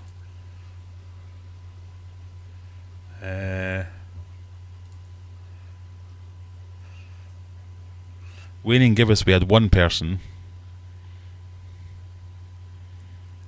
Not me or Tash. So Adam C said me. Okay. Aquarium Shed. You have to live by my rules that whatever I say is right is right. So you get a prize. Adam C. I should say tough shit. And every ounce of my body wants to say tough shit. The rules are what I say is right, even if it's wrong. But you quite comprehensively caught me out on that one.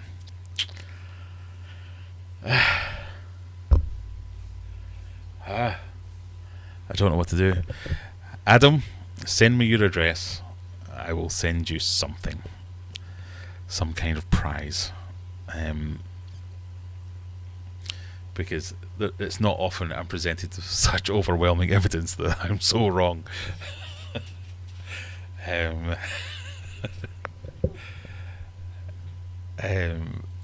will live by the rules. Rules is rules. They are, but you know. And as Rebecca says, blue tongue chow chow. Yeah, you're quite right. No, you can both have a prize for that. Send me your addresses.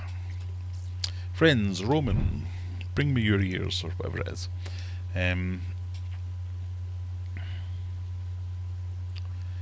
Email. Send me where you live, I'll send you a thing.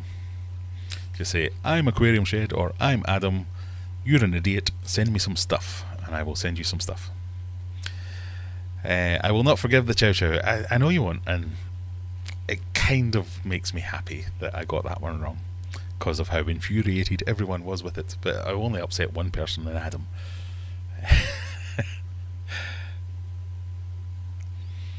But you know, it could be clearer.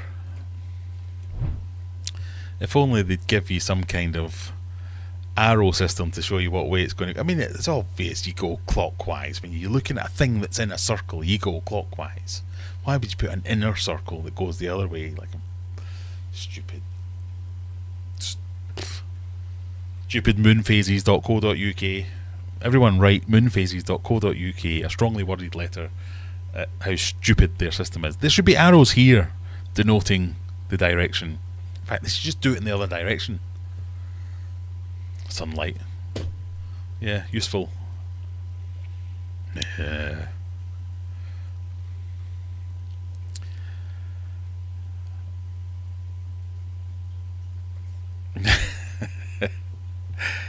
I felt a weird sense of emotions. I panicked, clicked the wrong one, thought I screwed up, but alas, Graham's an idiot, so it's all fine. I'm in the US, don't worry about. Oh, I'll send you some stickers or something, if nothing else. You can have a little thing. I've never been caught out quite so comprehensively. The chow chow thing, I think I can still make a case. There were some websites that said chow chow tongues were blue or black or whatever it was I said they weren't. I'm an idiot. I read that wrong.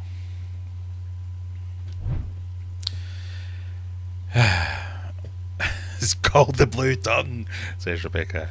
Well, some call them black and purple. Who am I to argue? Anyway, we're nearly at 11 o'clock and I didn't even get a chance to rant about my pond. So I mentioned earlier that most of my aquatic doings this week have been about my pond, that I've been trying to get it to look like something other than pea soup, which is what it looks like at the moment. But I've realised that my pond fish really like flake food, so normally I feed them a small pellet which is slowly sinking, so I'll throw that in and I never see the fish. Every now and again I'll see a fish, it'll pop up and it'll do its thing, and I thought I'd try some of my goldfish flake. It's a new goldfish flake that I'm trialling out to see whether or not I want to sell it. So I've got a couple of kilos worth of it, so I'm like, yeah, I'll use it in the pond. And I threw it in the pond the other day, and the flake, as flake does, kind of sat on the surface, didn't really do much. So I threw it in, pottering around, cleaning some of the plants from the side, as you do, and I turned round and I saw a bajillion goldfish. I'm not even lying, it was like the top 2 inches of the water column were entirely goldfish. That's all I could see was goldfish. I think I did a members only stream saying I might have a population problem. In fact, let me see if I can find that. That'll be a thing I can show you. I can show you what you're missing if you're not a member. It was too much. I was totally blown away because I sold loads of goldfish, I gave away loads of goldfish, I moved loads of goldfish into a tank in my both in my fish room and in my house. I've got my main big 6-foot tank is now a goldfish tank. I thought I'd thinned out the herd and it was all fine. I think, did I make it a short? What was it? Yes, it was a short.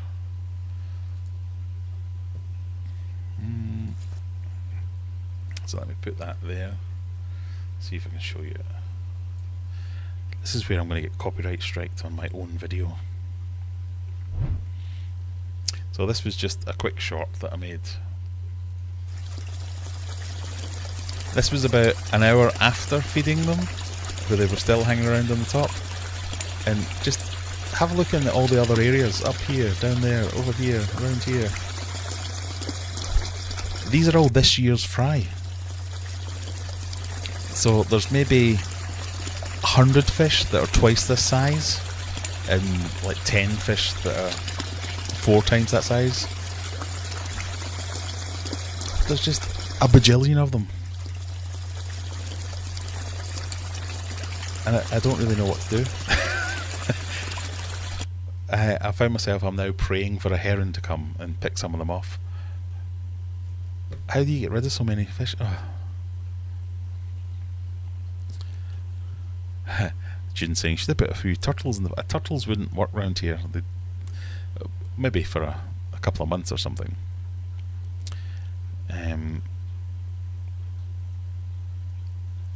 But look how green it is. So this here is a new filter. So that's a funny story as well.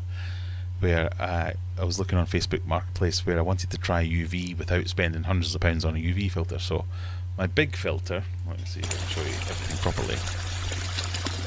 You can't really see it, but oh god, up here is my big filter. So it's a big oak barrel full of media, full of stuff, and trickles in this waterfall here. But it's just like green. It's not blanket weed, it's not anything bad, it's just green water. Pardon me. So it wasn't this bad last year, but this year it is. So it's probably because of all the bazillion fish, as well as the sun, as well as all the other things. But I bought this filter off Facebook Marketplace, which is a big box filter with an 18 watt UV light. So I already had a pump that has a 9 watt UV light built in, going into a box filter that has an 18 watt UV built in, thinking that'll make a difference. And to be fair, I've been running it for 3 or 4 days now, and I can maybe see an inch further into the water, so it's definitely making a difference. But I think it needs much, much more. It needs proper filtration. But it's meant to be a wildlife pond, so I'm not meant to care about so all these conflicting things. But yeah, so I bought this second hand off Tinterwebs, went on the internet looking for, I didn't want to spend a couple £100 on UV for it to not work, so I thought I'll buy a cheap one second hand. Turned up at this guy's house and he was trying to sell me on it, and I was like, yeah, I'm already going to buy it. And he's like, if you want a pond, even if it's a wildlife pond, it's kind of, you want to get this, you want to get that, the other. I don't know if you follow YouTube at all. And I was like, yeah, I kind of watch YouTube every now and again. And he's like, well, there's a guy, he lives in Sheffield actually, and he swears by UV on ponds. So you can look him up on YouTube, see his videos, and yeah, it's definitely, this is the one you want, because it's got this mechanical filter and it's got this 18 watt UV, and that's higher than most of them get. And this guy on YouTube, he swears by them. Just go and check him out. Aquarium Adventures, he's called.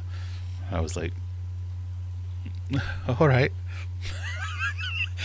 I have never said such thing. I've never made a video exclaiming the virtues of UV or anything like that. But it was the funniest thing I've ever had, was me standing there being quoted as the reason I should buy a thing by the person I was trying to buy it from, when I am the person. It was hilarious. But anyway, all that said, I did buy the thing, and it was nice and cheap, and it is a decent filter, and it is starting to make a difference.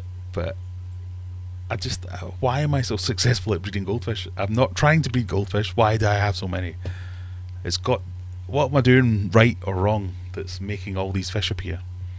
I could literally put a net in and just go whoosh, 20 fish, whoosh, 20 fish. I could do that for a day, 20 fish. Far too many of them. So anyway, okay. Was that a mosaic plant? I don't know.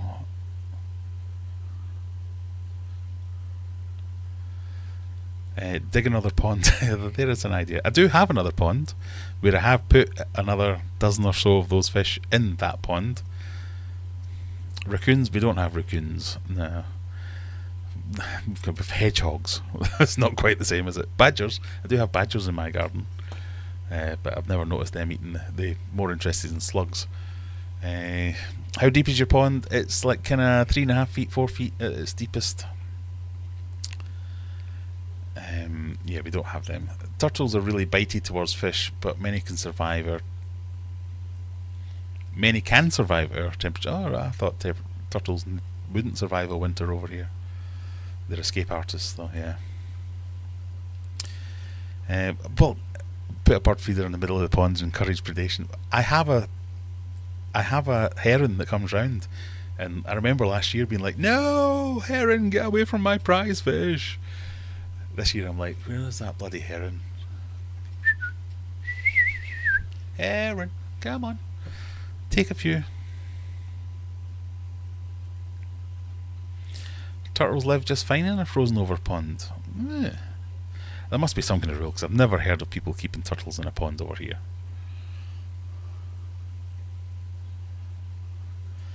"101 Dalmatians" is great for seeing American wildlife depicted as if it was native to the UK. Red or yellow ear sliders are banned here, but musks and maps should survive. Really?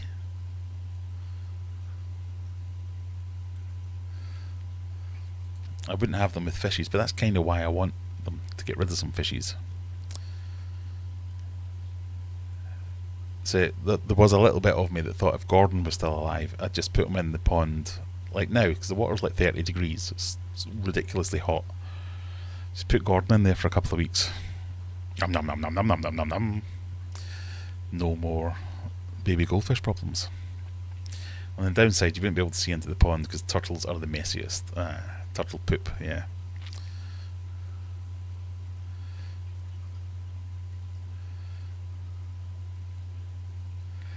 How do you think the salesman... It was just a guy off Facebook Marketplace. It was like I turned up at his house.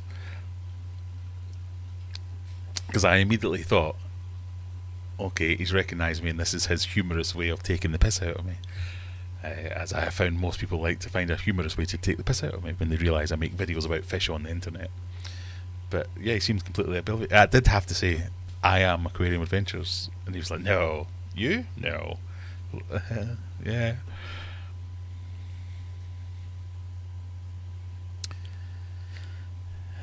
Green water is great for the coloration of the fishes. Now, this is a thing. So one of the things I noticed when I started feeding flake is that all the fish come to the surface, and some of the colours of some of my original fish. So the bigger goldfish, they're kind of like 4 or 5 inches long now because they're a couple of years old, if not a bit bigger.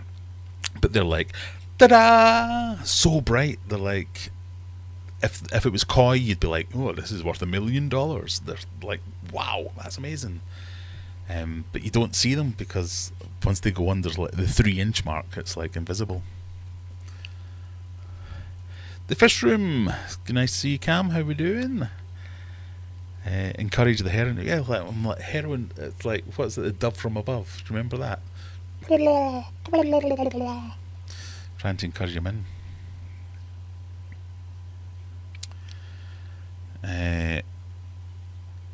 Heron statues don't work. Yeah. My parents' neighbours have many photos of a heron stood next to the heron statue. We used to this is probably not something we should admit. We used to have so we used to go pike fishing quite often in the winter, and you would use dead bait. So you go to your local fishing tackle shop and say, buy some dead baits, or go to Morrison's, buy some sprats, whatever, frozen fish that were already dead, and you took them up and you cast them out and used that to catch a pike, and that was the whole thing. But the herons got wise to this because they were like, oh, they've got a whole bag full of frozen fish and they're not going to use them all.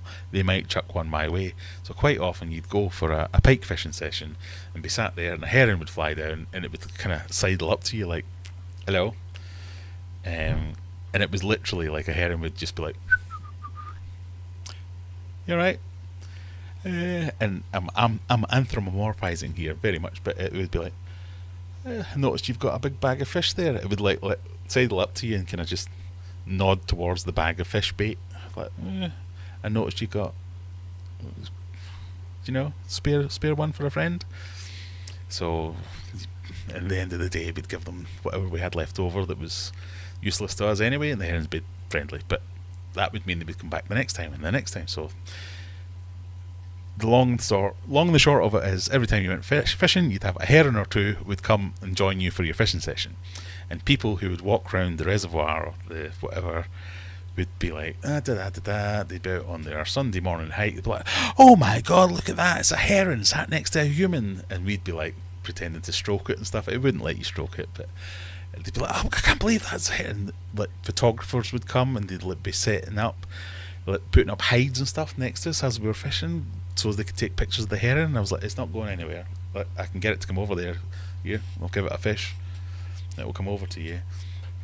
But everyone was so enamoured by these herons, we were like, right, we have to go and buy one of these fake herons and just set it up and then wait for one of these people to come round. So as soon as they go, oh my god, look at that, it's a heron next to those people, we go, a heron, and just run up and boot it as hard as we could and smash it to smithereens or boot it into the lake or whatever. And it was a dream of ours to do that. I don't know why I wanted to tell that story. Just really upsetting lots of people when they were going on their lovely Sunday walk. Is there a nice way? Is there a nice way to kill? Is there a nice way to kill? I feel like if you have to ask that question, you already don't know. A koi should eat baby goldfish. Really? Oh. I have fancied. I do fancy a koi pond, but I think if I'm going to have a koi pond, I have to guarantee I can see the koi, because that's the whole point of the koi. Whereas if they go down under 1 foot, I'll never see them.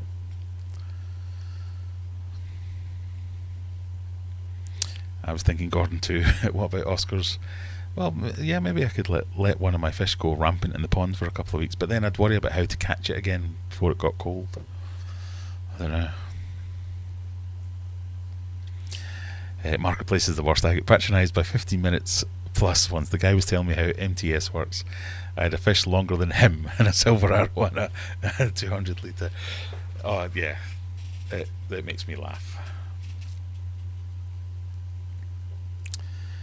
Herons probably are. Herons, they're definitely smart. The fact that they knew, and I would go around there and see them with other fishermen who weren't fishing with fish, and we'd be like, "Did the herons come with you?" And they're like, "No." Well, why are they coming with us? And it was because we were using dead baits that they would sit with us, and they would sit with us all day, just waiting for us to give them some fish. I stroke a heron if I could. I stroked the local red fox. Yeah, I'm pretty sure we could have stroked a heron if we wanted to, but it just wouldn't come quite that close.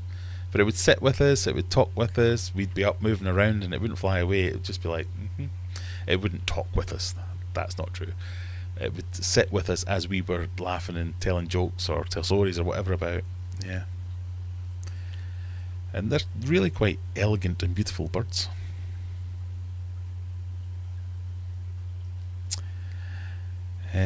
Brightly coloured koi, but the brown, I forget the name of the variety, they're meant to make other koi more friendly. A young less than 2-year-old would eat goldfish. Oh, maybe that's what I need, some kind of fry suppression system, because all that's going to happen is this year, last year's fry are going to be old enough to start breeding again, and I've seen them. I've seen millions of fry again. And it's too much. The pond can't sustain it. A pike, yeah. I don't think I could put a pike in there. I want something that will pick off some of the fry every year and survive a winter. I guess that's what I want as well. Anyway, what time are we at? Oh my goodness, we're at 11:15. I get a license for a Wells catfish. I might need a bigger pond for that. Right, I think it's about time to call it, everyone. We've gone a bit over with my nonsense stories about kicking herons up the bum. As always, thank you very much for joining me. When I get around to releasing a video, please go and watch it. And if nothing else, have a fantastic weekend and pray for me as I knock down my conservatory and try not to die. Other than that, have a fantastic weekend. See you in Discord. See you. Have a nice weekend. Bye.